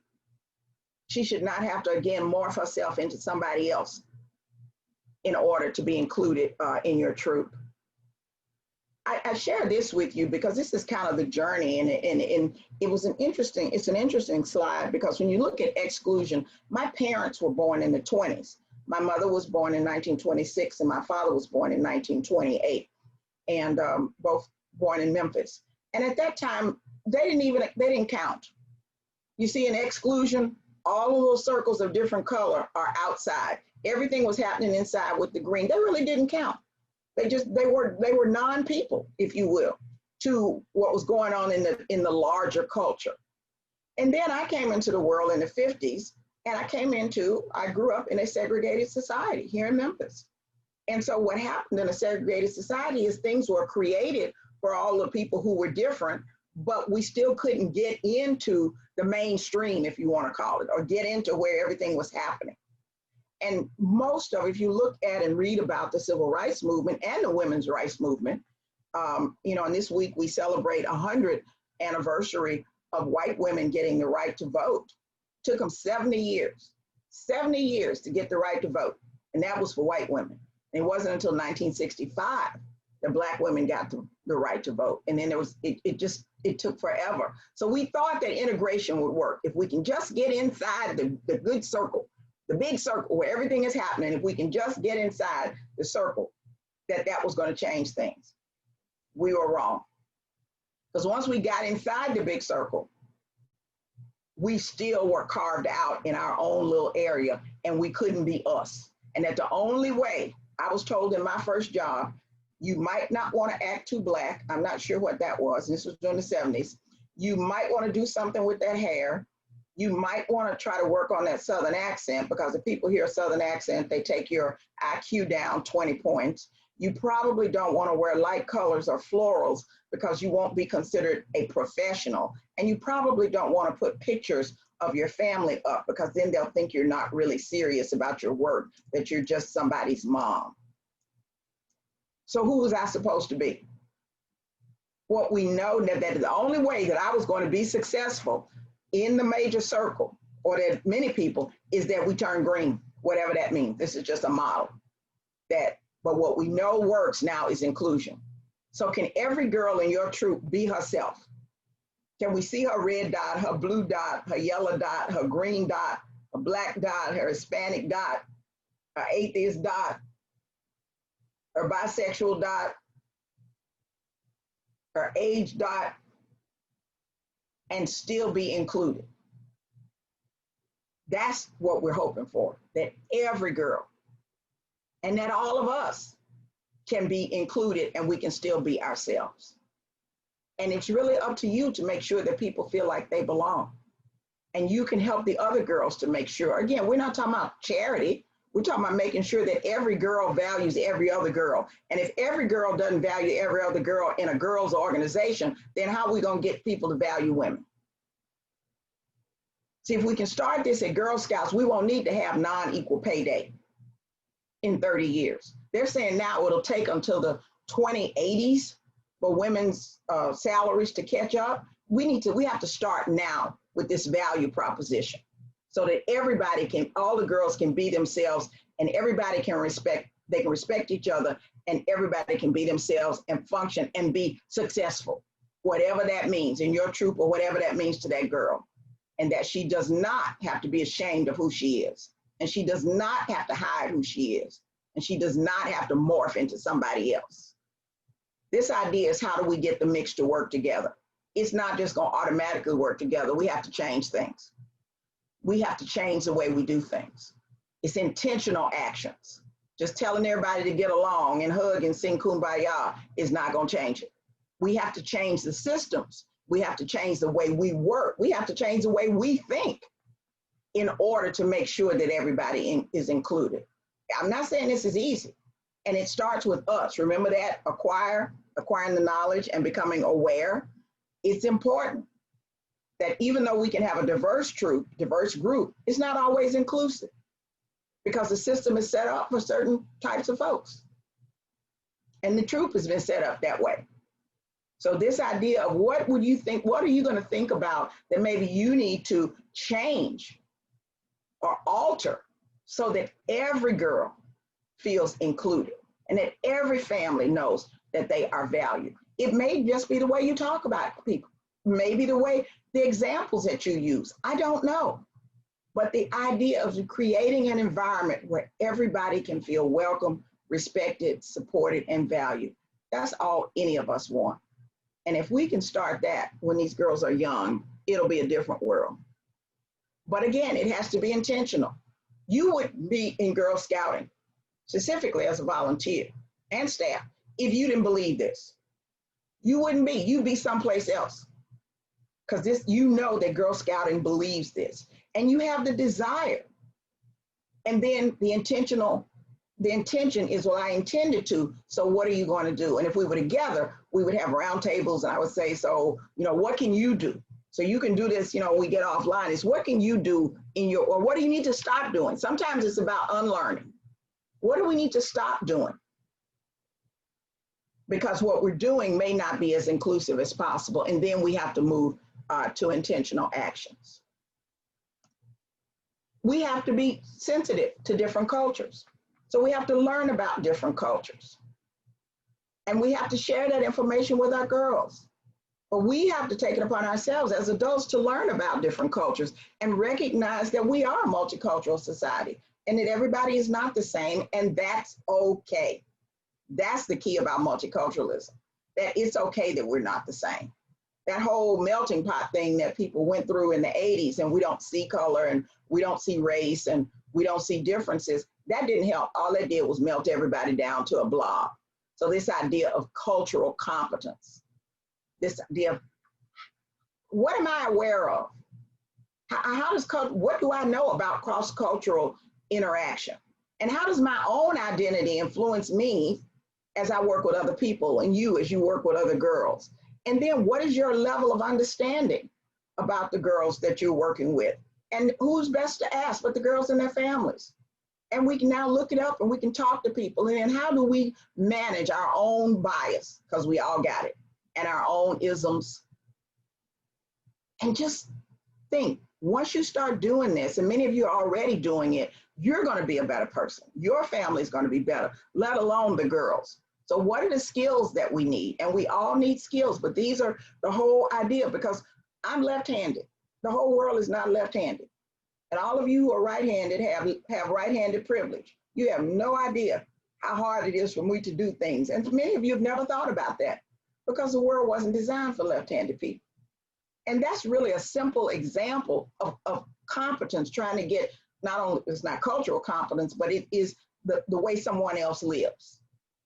So before we go any further, I'm going to stop there. And I think we have some things in the chat.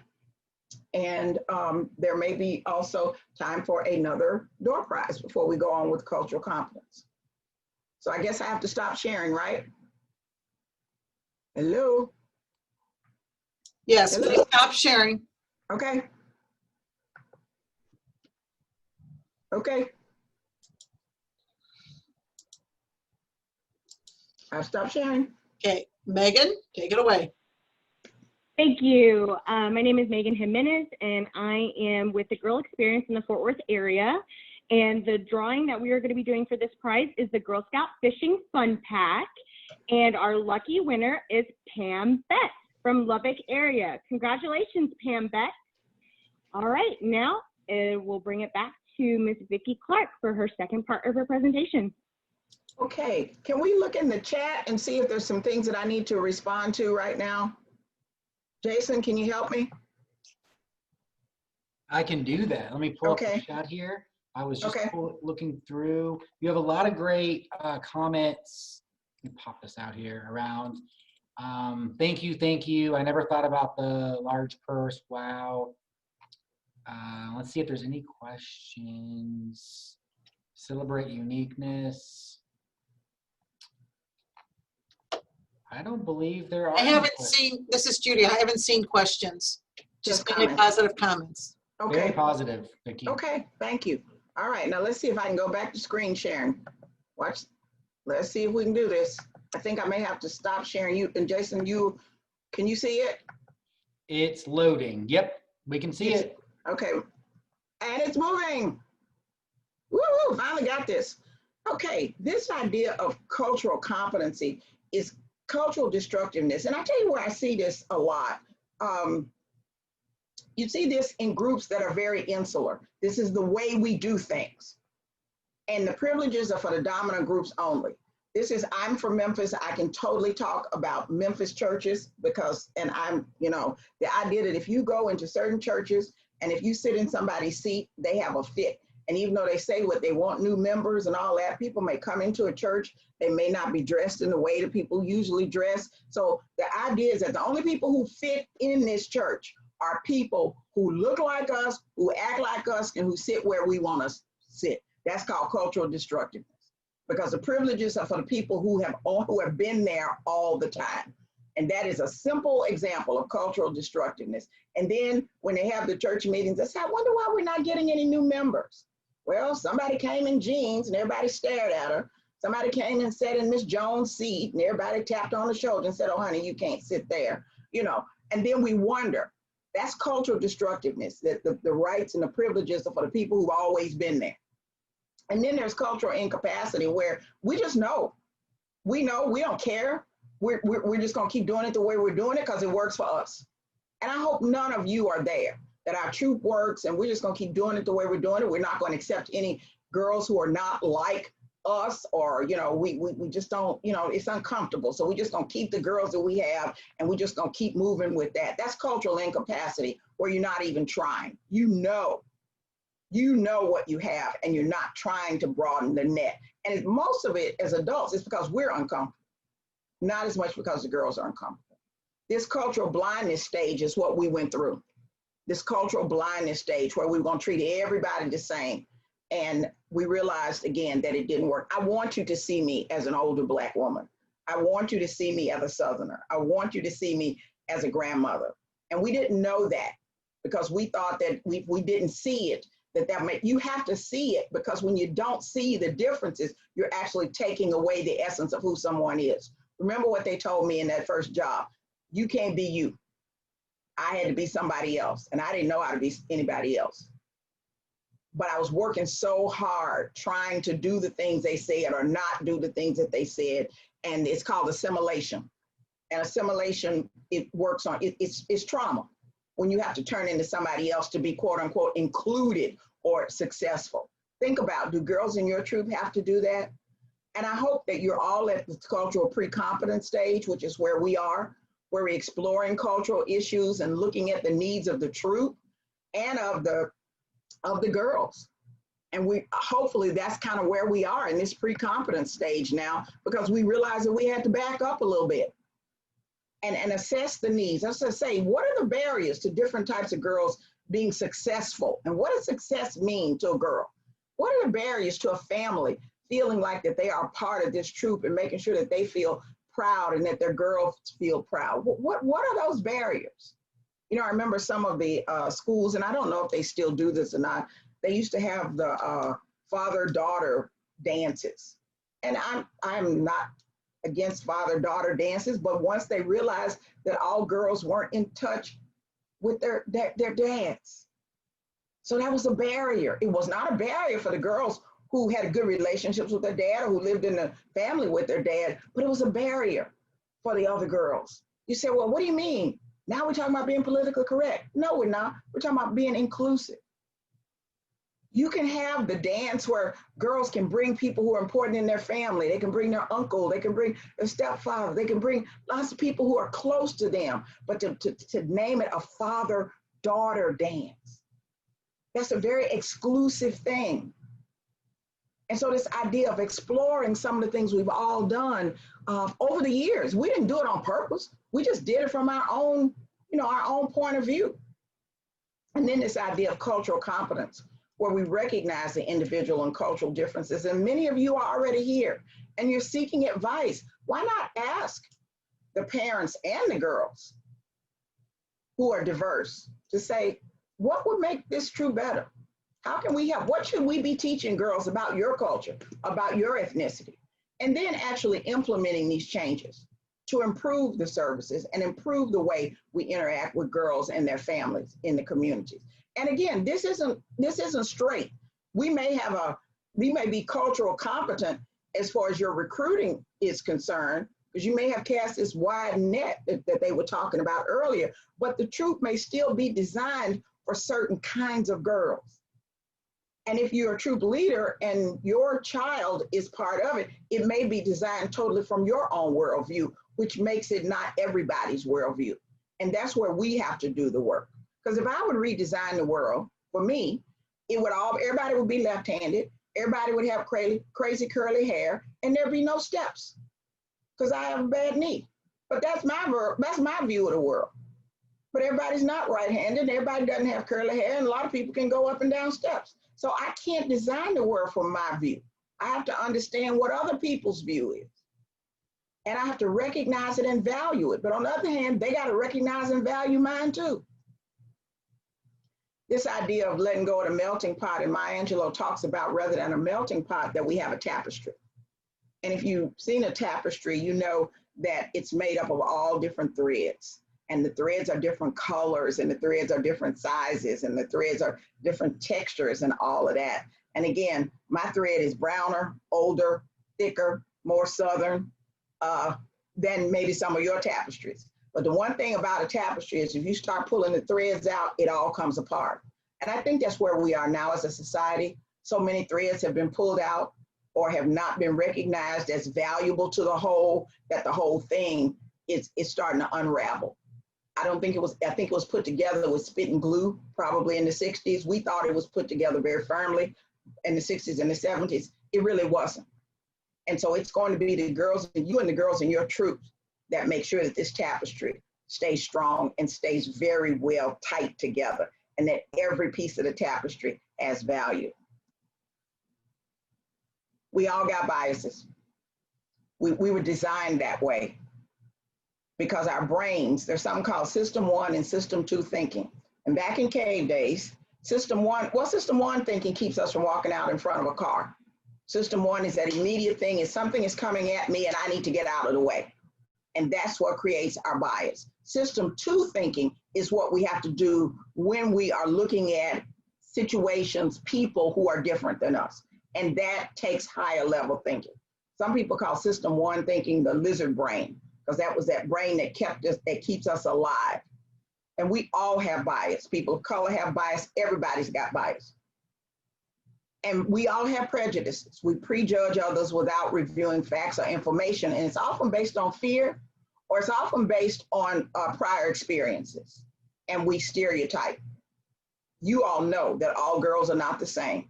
And if you let anything guide you, because we don't stereotype about girls, let's stop stereotyping about different ethnicities, different age groups, different neighborhoods, all of that. We need to stop that, and we have to work on this bias piece, and we have to work on these prejudices piece, because a lot of it is baked in. We don't get along often because we don't communicate with each other. And I think it's interesting that during COVID, what people have started to do is reach out more, and they're communicating more. It's very interesting that we were all so absorbed with busyness. You know, we love to be busy.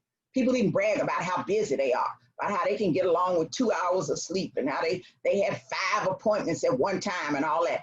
COVID has made us slow down, and we communicate with each other. And I love the way you all are doing the webinars, and they were talking about your meetings, and now more people will be able to attend. I've lived in Texas. I know how long it takes to drive somewhere and all of that kind of stuff. We have to communicate with each other.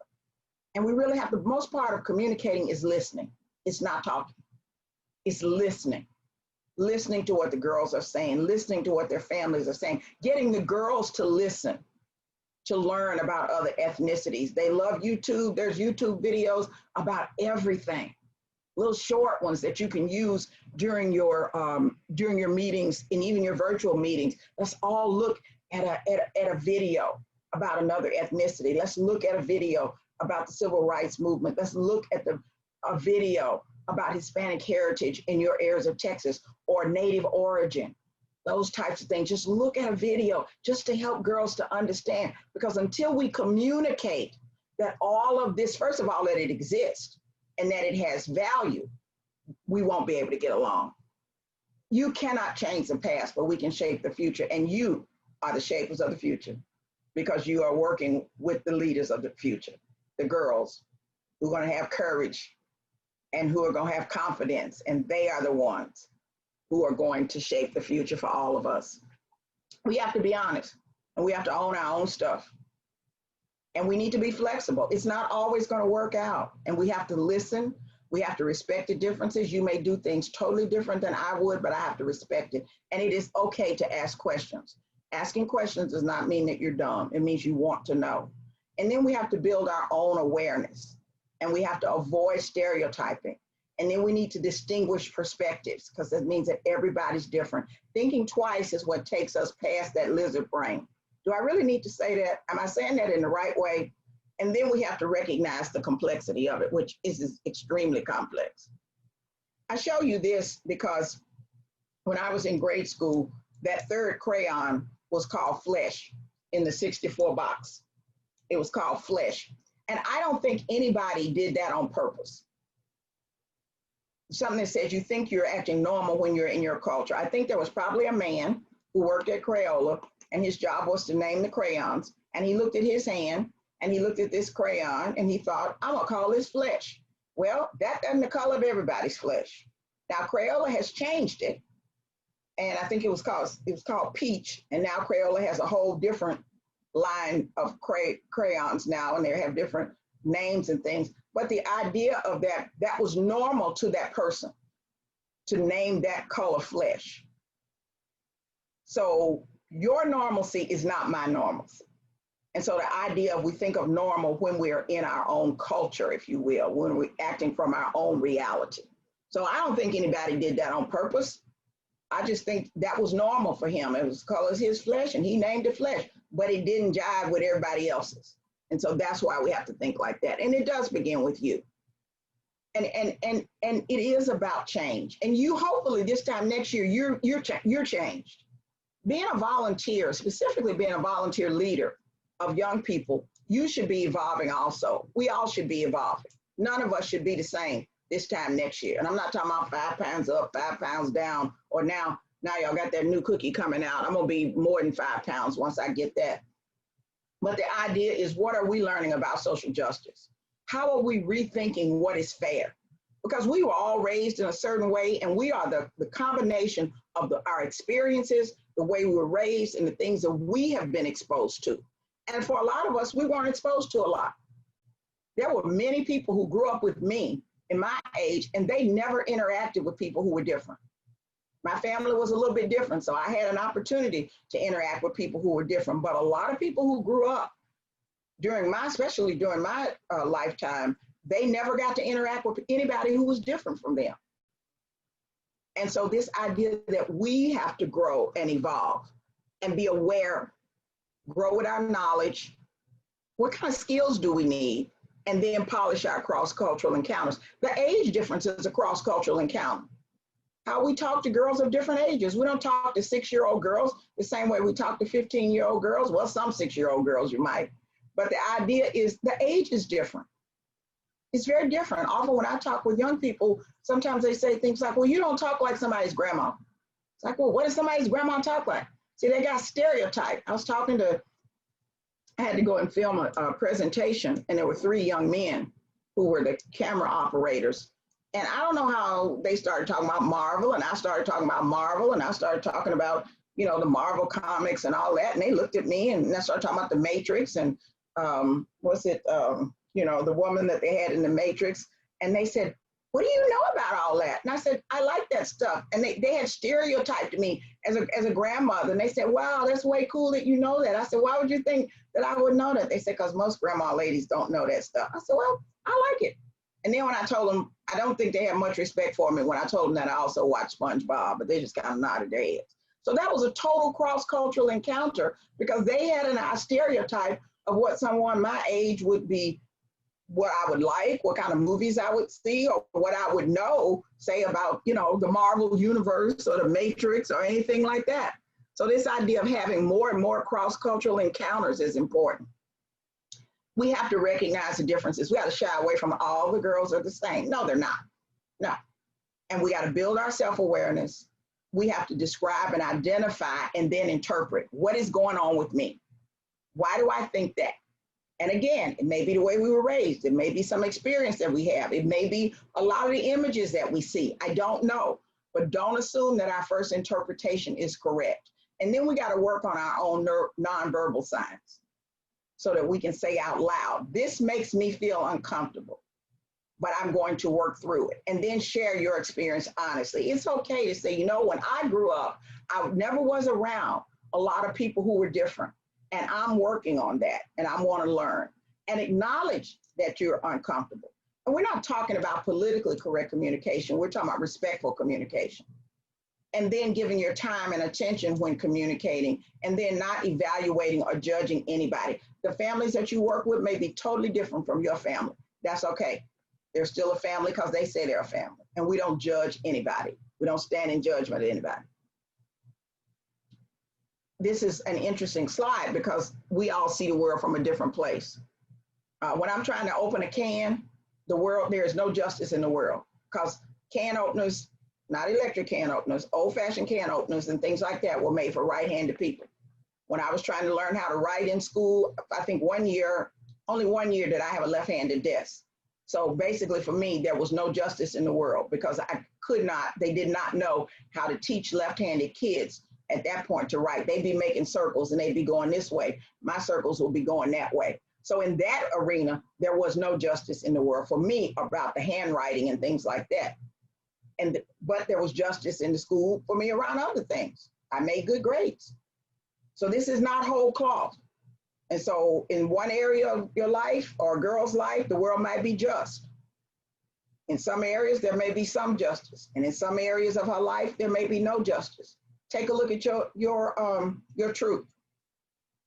Is there justice in your truth for everybody? Is your truth just for everybody? That word justice comes from being. Is everybody included? These are important things to do. And again, don't play the blame game. Don't play the, oh my gosh, I'm so sorry. You know, if I change this, it'll mean I made a mistake. Look, we're all growing and evolving. And we should be doing things different every year. We should be thinking about things in a different way. And I think a lot of us has pushed a lot of these conversations and these topics to the back of our brains because we just thought everything was so much better. I know I thought when the world changed, when I could, you know, go to school with other people who didn't look like me and go to hotels and ride on planes and do things like that, the world did get better, but there was still some problems. And I think we got very comfortable. And we cannot allow the girls have to understand that they are the key. They could be the first, the girls now could be the first generation that would actually create a just and multicultural society where everybody is valued. But that means you're gonna have to look at equity, not just giving everybody the same thing. You know that you treat different girls in the troop differently. Some need a little bit more hand holding. Some need a little bit more hugs, well, as if we could hug anybody right now. But some need a little bit more communication, you know that. But we have to celebrate the difference. And then what are the barriers? And the barriers could be our own mindset. The barriers could be the way we do things. You know, sometimes in different groups, I hear people say things like, well, it's only $20. And I think about what $20 may mean to somebody. You know, or all you have to do is jump in your car and go over here. Well, everybody doesn't have a car. And again, I'm not talking about being politically correct. I'm talking about being inclusive. So let's take a look at a slide. And many of you have seen this type of a slide before. The tall boy never needed the box. But when we all thought equality would work, it's like, we're gonna give everybody a box. Every box is for everybody. And you get a box, and you get a box, and you get a box. He could always see the game. And in my idea, the game is life. When the middle boy got a box, it totally changed his reality because now he can see the game. The little boy, the one box didn't help him at all. And so there are some people who say, well, he better be happy he got a box. It didn't change his reality. It didn't change his life. Equity is where the tall boy never needed the box, but the little boy needed 2 boxes. Now he can see life. When you look at equity, often when things are removed that people didn't need anyway, then they feel like they've been oppressed. But they never needed it anyway. The reality is somebody gonna always have more boxes than somebody else. And look at the little boy. He's so far back from the fence and there's another barrier in front of him. He can't even get to the fence anymore. And that's reality. That's reality. And it's called privilege. And there's nothing wrong with privilege. And privilege is not about money. Privilege is about access. Privilege is about systems being designed for you. Right now, people say things like everybody's working from home. Everybody is not working from home. There are a lot of people who cannot work from home. Some of us have the privilege to work from home, but other people do not. So when you look at the reality, so in my mind, what the tall boy did was he took his privilege and he knocked the fence down and he liberated all of them. So now all the boys can get into life. They can get into the game of life.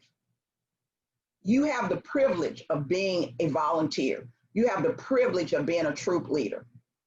You have the privilege of being leaders in this mighty movement called Girl Scouts. And how will you use that privilege to liberate all girls? And so this is just an interesting slide. And again, we get into these arguments about privilege and people start talking about how they were poor and how much hard life. That's not what privilege is about. It's about systems being designed or not designed for you. And then how are we going to use that privilege? That's what it is. So I hope you like this. This would be an interesting slide to show to some of the girls. I would love to hear young girls talk about this. We all got them. I don't know how many of you have done this, but you might want to take, and they're free, the Harvard Implicit Bias Test, and it will blow your mind. And they don't keep the results and all that. Nobody reports it and all that, but it's that system 1, system 2 thinking about what you prefer. And it will blow your mind. And there's lots of them. There's on race, there's on ethnicity, sexuality, age. It's many different ones. It would be interesting to take these. And if you have older girls, if you have an older girls team, it would be great for you to have them to take it because it helps us to think about our unconscious bias. You won't like the responses. I didn't like mine because I thought I was so much further along than that. But that just showed me the kind of work that I need to do and explore how I may have learned those biases. Where did they come from? And I will tell you that as an older person, and until COVID, I never thought of myself as fragile. I never thought of myself as frail. I never thought of myself as in danger. I think I told y'all last year, I traveled all the time and everything, but somehow the images that I get, about what's happening with older people and all that is changing my view, and I'm having to work on myself. Also, I think about that and I will tell the story. I was sitting on a parking lot a couple of years ago in Memphis, and a young African-American man was coming across the parking lot. I was waiting for a friend to come out with some food. And this boy, here we go, he was wearing a hoodie. And why did my spidey sense go up? I have 2 adult sons who are African-American men, and they're big guys because they're my kids. And then I have a grandson in Houston who's 15. And if somebody told me that they got nervous when they saw either my sons or my grandson because they were wearing a hoodie, I would go crazy grandma on you. But I felt uncomfortable myself. And I sat there in that car and I struggled with myself. And I said, where is this coming from? Why are you feeling this? Because a lot of the images that I get, we have a lot of crime here. And they always talk about older people. And I had to work with myself. I sat in that car, I cried. I'm gonna be honest, I cussed myself out. And I said, you got to think about your thinking, honey. That boy is not coming after you. You are the surrounding information that I've been getting has pushed my biases in a certain direction. And that's why I said, this is not one and done. You got to keep working on this. That boy wasn't thinking about me. He kept going across that parking lot. He didn't even see me. But I know what I felt, and I was uncomfortable with what I felt. And then I had to dissect, why did I feel the way I felt? So I would really encourage you to take some of these tests. And again, if you work with a senior girls troop, have them to take some of it. This is what I was talking about, this system 1, system 2 thinking. The system one thinking is very fast, where I just make a decision immediately about you. You look different. I'm not sure if I like people like you. I had a bad experience with somebody like you. Oh my gosh, he's wearing a hoodie, he's coming after me. That's what system one thinking does. System two thinking is slower. It's deliberate. There is a young man, African-American man, walking up the street with a hood on. It's logical. He has a right to walk up the street. He has a right to be on the street. It's conscious. He has made no threats, and it's effortful. I had to put the effort into it. That system one thinking is it's dusk dark. I'm sitting on a parking lot by myself, and here he comes. That was that automatic thinking. We need both, because we don't want to walk out in front of cars, and we don't want to, just get ourselves in trouble. But we really need, and specifically, let's help the girls to understand what system two thinking is. That system one thinking is, I don't like her. She said something mean about me. She's different. And then I throw a slur at her, a racial slur at her. Because that's that system one thinking. And I know you all work with your girls on bullying and all those types of things, rather than the system two thinking, higher level thinking, because those are the leaders that we need. This is hard stuff, but it is worth it. It is so worth it. And this is when we are unaware of it. That happened outside of my control, because I've been so angry at the way people get upset with young Black males or males of color with hoodies on. It just happened, and I felt it. And it was triggered by my brain making a quick judgment and an assessment of my situation. And it was not on my personal experience, because my experience with my sons and their friends and my grandson is very different, but my cultural environment, Memphis, crime, you're out here on the street, older person, here it goes. So this idea of unconscious bias, and it's brain stuff. You have to recognize it. You got to want to know more. And you have an affinity toward people who are like you. We all do. And there's nothing wrong with that. And then we have confirmation bias, which says, a boy with a hoodie did something bad. So all the boys with hoodie, all the Black boys with hoodies are going to do something bad. Not true. So we have to work on that. We really do. We have these hidden biases. And you know what it comes out most? When we're stressed, when we're distracted, we're in competition, or we're relaxed. Who's not stressed right now? Everybody is stressed. Everybody is stressed about COVID, stressed about the economy, stressed about the racial unrest, stressed. Most of you have kids in school, stressed, and the kids are stressed. And this is when this stuff comes out. And then when we're distracted, all of this multitasking that we're doing. That's why we just have to stop and breathe and go into that higher level thinking. We really do. We have to really stop. Elena has her hand up. Do we need Elena to say something? Elena, can she unmute herself? One Hello? second. Okay. 1 second, Vicki. Okay. Let's see. Oh, she says she did not mean to. Oh, okay. No problem. We just didn't want to ignore her. Thank you. Exactly. We all stereotype people. We all do, because we're hardwired. And it's that fight or flight response. And right now, I was listening to a podcast by a therapist the other day, and she said we're all in the fight or flight mode right now because of our fear, specifically around the pandemic. And so we have to really work harder on that higher level thinking. And we do like people who sound like us. I remember when we first moved to Texas, they said to us, you better get your Texas license first, because if they see Illinois license, people will get upset and call you Yankees and all that. I'm like, it's like 1980. What are we doing? But the idea of there's nothing about that sense of community. There's nothing wrong with it, but we tend to be biased against people who are different from us. People may have different values or principles. If you are strongly, heavily into your faith, and you find out that there's a family in your troop that may not be believers, that may impact how you treat them.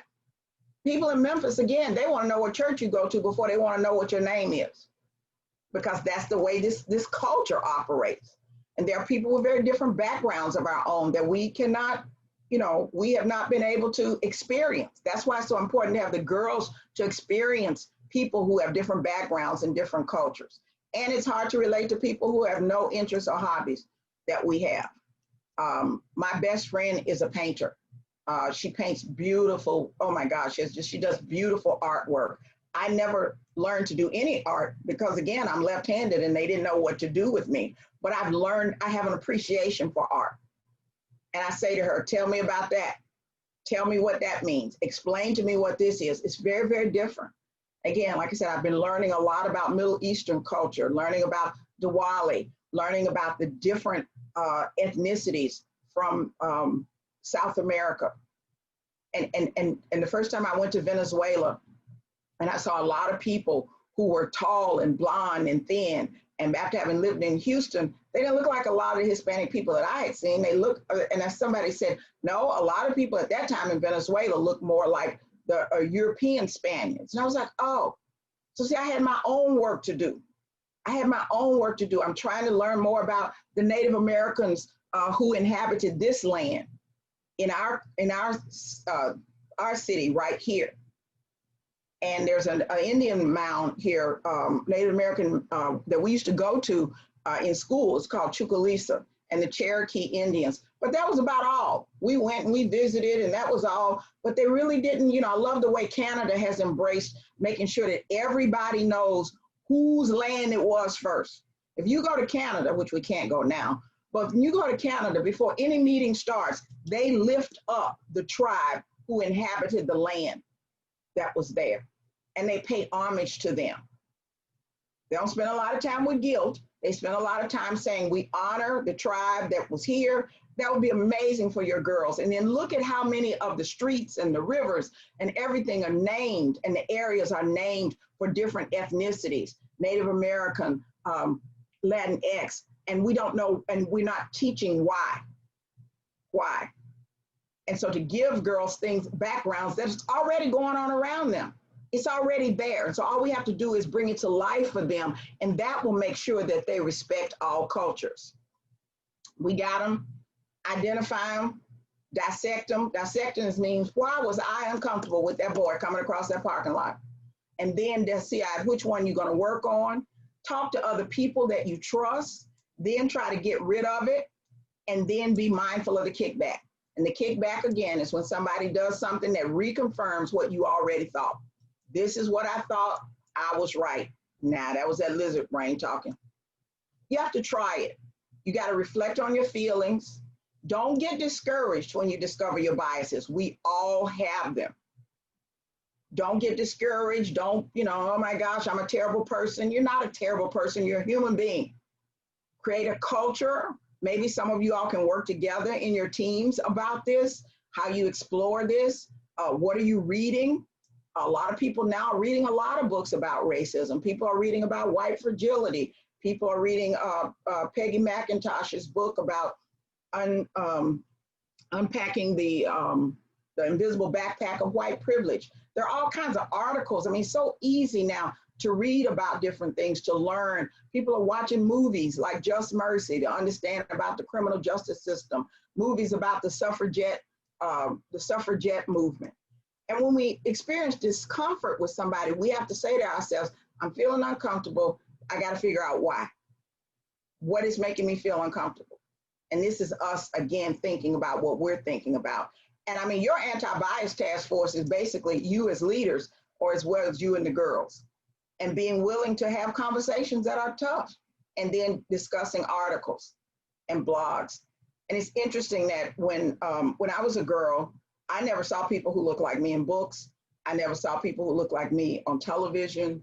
I never saw people who looked like me anywhere in, you know, there was Johnson Publishing Company from Chicago used to put out magazines. There was one called Jet and one called Ebony. And every family that looked like me took it, because that was the only place that we could see people who looked like us, because we weren't on television and we weren't anywhere. We weren't in ads. And that's why now when I see women of color in ads and on TV, and it's like, you know, when people used to come on TV, my grandmother would call everybody she knew. There was a show called Ed Sullivan, used to come on Sunday night, and he was about the only, it was a variety show. He was the only show that would actually have Black people on, at that time, Negroes on, people like Sammy Davis Jr. and Pearl Bailey. If you're too young, Google them, you'll figure out who they are. And my grandmother would get on the phone and call call people and say, hey, so-and-so, Nat King Cole is on TV, because we couldn't see anybody who looked like ourselves. And I realize now that when you can't see it, you can't be it. And that's why it's important to show all different types of people, ethnicities, ages, abilities, doing different things, and make sure that your girls are exposed to all of that. Privilege, it just got it. Unearned privilege. If you right-handed, you got right-handed privilege. You got it. And again, don't feel guilty about it. How are you going to use your privilege? It's when you think something is not a problem. All you right-handed folks, that's not a problem for you. I could not take home economics. My mother had to take me out because the sewing machine arms didn't swing at that time. And so privilege was, you could move, the stuff would move through, but my hand, all my material was coming out. There was no left-handed scissors at that time. A woman who was the first woman who was elected to the House of Representatives in Missouri, in Jefferson City, Missouri, there was no woman's bathroom on the floor. She was the first woman. And they said to her, you'll have to go down in the basement. So they had male privilege because they all had bathrooms and everything they needed on the floor. She said, I'm not going down in the basement to go to the bathroom. I'll miss half of the proceedings. And they didn't realize that the whole thing had been built around men, because it was only men at that time who were in the House of Representatives. So did they do it on purpose? No, they just hadn't included her or people who look like her. So it wasn't a problem to them. So how will we use our privilege? This is from a boys leader in South Africa who was talking to a lot of privileged boys. This was during apartheid. He said, I'm going to ask you to be grateful for your privilege and realize that through no fault of your own or their own, millions of people are worse off and don't deserve to be. You have been given an unfair advantage, so use it. Do something meaningful with it or don't, but whatever you do, don't deny it. We get into these arguments about privilege. I'm not privileged, I grew up on a farm, blah, blah. What separates privilege from entitlement is gratitude. And when systems were designed around a certain group, that group has privilege. You didn't ask for it, but you just got it. This would be an interesting thing for the girls to take a look at, is their, winning privilege bingo. This is kind of a fun thing to do, and to make sure that they kind of understand how systems work. We don't want to make them angry, but we want to help them to understand that a lot of systems need to be changed. Faith, you got your hand up? Let's check on Faith, 1 second. Okay. There's also kind of ability bingo. There's a lot of these little things that you can do. Oh, it's an accident. Okay, that's all right. We'll just keep going. If you don't think about it, it's privilege. If you don't worry about having to climb up a mountain or stairs, you have able-bodied privilege. When I lived in Houston, I had a 2-story house. Of course, I was much younger. I went up and down the steps 1,000,000 times a day, most of the time carrying laundry and all kinds of stuff. I never even thought about it. Now, I couldn't do it. I got 5 steps right here off this back door, and I'm like, oh my gosh, I got to do these steps. Do you have able-bodied privilege? Because you have to think about it. You can expect time off from work to celebrate religious holidays. You have Christian privilege. Now you say, well, everybody can get off. Yeah, but not without asking. And then what do? And then, well, where were you yesterday? Or we had that meeting anyway. So that's Christian privilege. Cisgender privilege, that means that we live within the sexuality that we were born in. And the whole idea about the bathrooms without stairs or fear of anxiety, you have cisgender privilege. If you cannot be legally fired from work because of your perceived sexuality, you have heterosexual privilege. Now somebody's saying there's laws. Yes, there's laws, but there are always ways around laws. And then there's class privilege. If while growing up, college was an expectation of you, not a lofty dream, you have class privilege. Again, nothing be wrong with having privilege. It's not a burden. We don't need to be guilty. It's an opportunity to learn, and so that we can work toward a more just and inclusive world. So it's important to help the girls to understand the privileges that they have and how are they going to use their privilege. And we can't be blind to it. We can't just keep saying, I don't have it, I don't have it, I had a hard life, you don't know about my life. There are certain privileges that we have. And there is an uneven distribution of power within the society. That's why women make less money than men, because there's an uneven distribution. They just did the numbers the other day that said, and I have worked more than 40 years, that if I had been paid what a man, not just me, but anybody my age had been paid what a man had been paid in the same types of jobs, that we actually lost $1 million. That really bummed me out. I never wanted to be a millionaire, but I didn't realize that I could have been a millionaire. But there's an uneven distribution of power, not only within a society, but within organizations, within companies, as well in society. So the idea is to make sure that we help girls to understand it and how will they use it. And we have multiple social positions. Privilege is not absolute. So help the girls to understand why inclusion is vital. Be vulnerable. I just shared with you some of my own stuff. Own your own history, you know, and be okay talking about it. And don't tokenize anybody. Again, going into the workplace in the 70s as a woman and as an African-American woman, I realized that I was tokenized. I didn't realize it until afterward. You know, they could check off a lot of boxes with me, but it was no way to really make me feel included. I really had to assimilate, understanding anger and guilt, specifically when it comes to race. It's there. People, why is everybody so mad? People got a right to be angry. There's some horrible stuff going on. And no, none of you are responsible for it, but people can't help the anger that they feel. And let's be sure about our messaging. And let's walk the talk, not be phony, define the next steps, and stick with it. This takes time. Again, Civil Rights Act was in '65. We are now over 50 years, and here we are back again. I said to somebody, this ain't my first rodeo. I wish this would be my last rodeo. And I think the hope starts with the girls that you all have and with you changing. If you don't know about Shirley Chisholm, I'm going to encourage you to read about her. She was an amazing person. And she says, in the end, anti-Black, anti-female, and all forms of discrimination are equivalent to the same thing, anti-humanism. Girl Scouts aren't anti-human. We don't want Girl Scouts to be anti-human. We want them to be pro-human. Shirley Chisholm was the first African-American woman elected to the United States House of Representatives, and she did run for president. She didn't make it up high, but and vice president, but she tried to get on the ticket, but she was a trailblazer.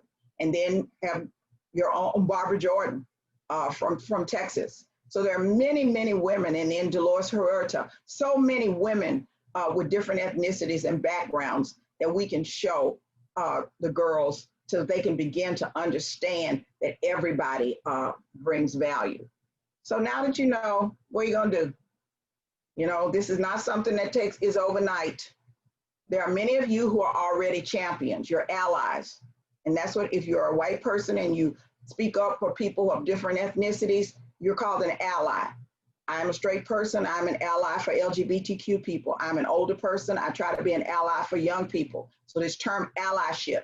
And the best thing we can do as allies is listen, because we don't know a lot. And then there are those of you who are new to this saying, okay, I guess we do have to talk about this, but I gotta get informed.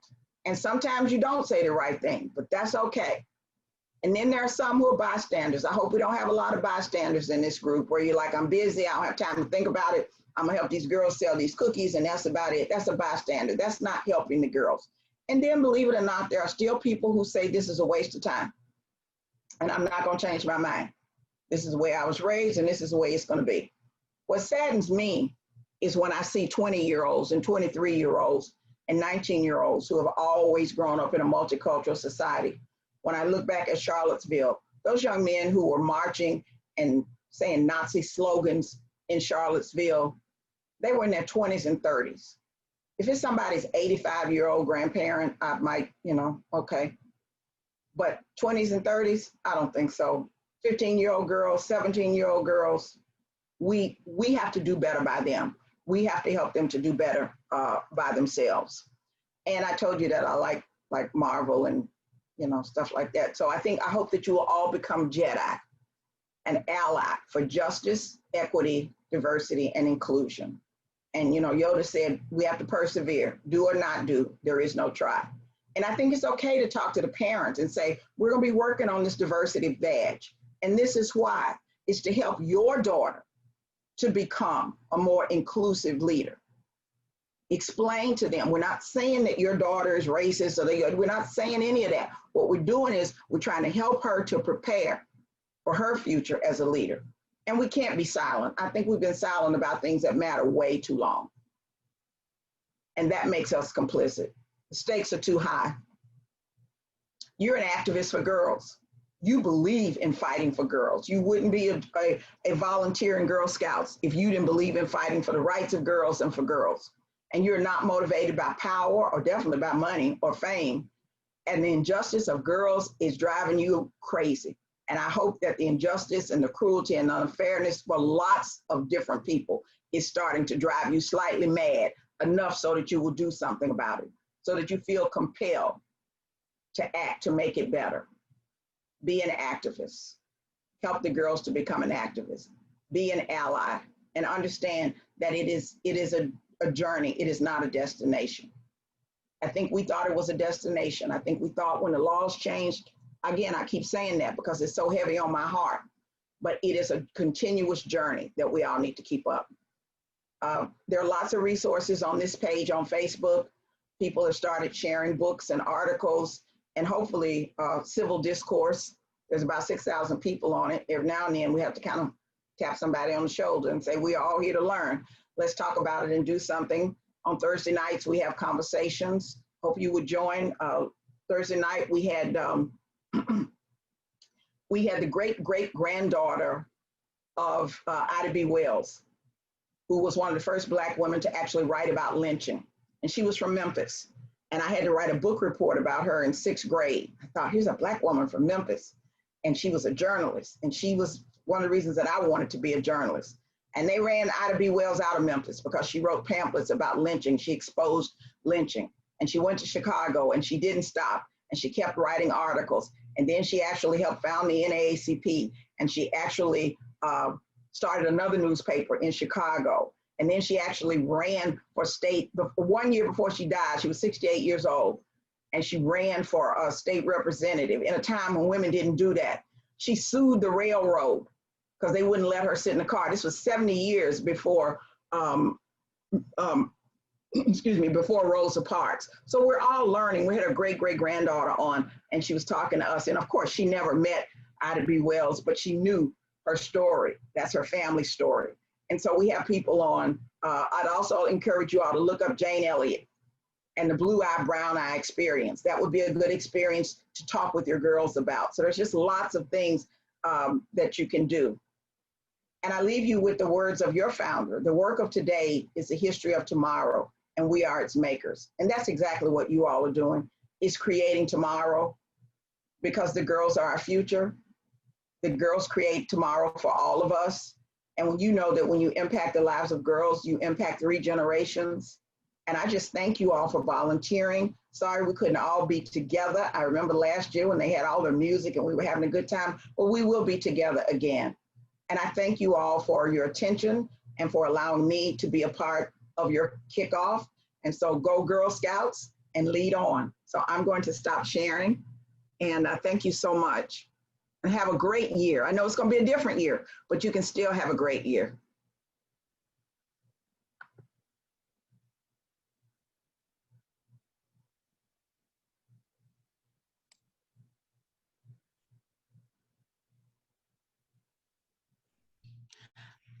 Hello, everyone.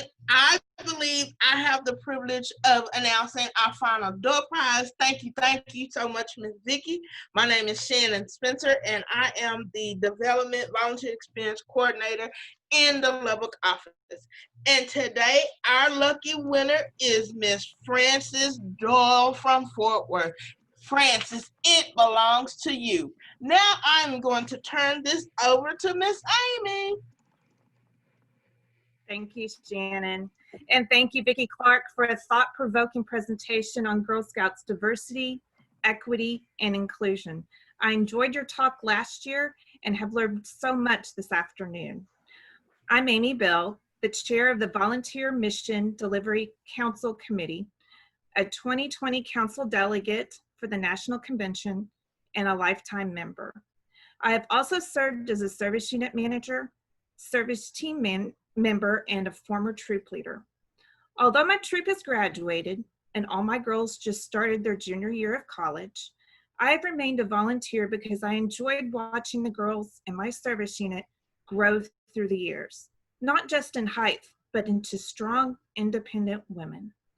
I've loved bringing new experiences to them and helping them do things they wouldn't do otherwise. Many times I took them out of their comfort zones and they took me out of mine. It has been pretty inspiring. To our volunteers, our hope is that the time you spent for what is coming up for your 2020-2021 year, to help inspire you to do things a little differently this new Girl Scout year, to think outside the box and make last-minute changes when necessary. One thing is sure, we have all had to learn to adapt and pivot to the girls' needs. Today, we can imagine a new Girl Scouts for the 2020-21. Although we cannot predict the future, we can prepare our girls for it. And now we'll hear some final words from Becky Burton. My name is Lola Campos. My troop number is 5114. I just want to thank my troop leaders, Reagan Barnes, Nicole Watkins, and what we did was make thank you cards for the Amarillo National Bank for taking our cookie money during COVID. Hi, my name is Autumn Gonzalez, and I want to thank Amanda Larson for all the good and fun activities she's planned for us, and the rocket space stuff during COVID. I'm Addison McManus, and I just want to come on here and say thank you to my troop leader, Amanda Larson, for all the fun things that we've done during COVID, like the Zoom meeting calls that we've done. We've been making a lot of fun things, including we've made pillows, we've done virtual camping, and all sorts of fun things. So I just want to thank her and my troop leader 5600, and my troop 5600. My name is Lola. Oh, wow, y'all. That I really don't have words to say after those three young women spoke to us. Thank you. Troop leaders, thank you. Vicki, you have made our day once again. You have given us so much to think about. I am going to become an ally. I'm going to become a Jedi for an ally for justice, equity, diversity, inclusion, and I hope you all will join me on that. Thank you for giving us your party of 2.5 hours, nearly 3 hours of your afternoon. I'm very excited about this new year. We've got a lot to look forward to. We've got a lot of work to do, a lot of fun to be had. We have, real quick, we have 2 events I want to share with you, and I hope you will be a part of it. We are, every year we honor our women of distinction in 2 of our areas, and we are having those events. Of course, COVID, the big COVID, canceled our original plans, but of course that didn't get us. We have created 2 new virtual events that will be happening this Thursday night in Amarillo, Texas. We will be honoring women, our women of distinction, and a man enough to be a Girl Scout. It'll be at the Tascosa Drive-In Theater from 7:30 to 10. Free. There'll be a movie. So I know it's a school night, but individual tickets are $50. It's a fundraiser for the council to support our work, and it is very girl appropriate. You don't have to stay for the 10 o'clock movie, but amazing women will be recognized at the drive-in on the big screen. And then on September 23rd at the Coyote Drive-In here in Fort Worth, from 6:30 to 9, we will be doing the same, honoring amazing women of distinction as well as a man enough to be a Girl Scout. Tickets are $50. Again, you sit in your car, you'll be social distanced. It'll be just like being at the drive-in movies. For those of you who've never been to the drive-in, it's a really fun experience. So I hope you'll join us.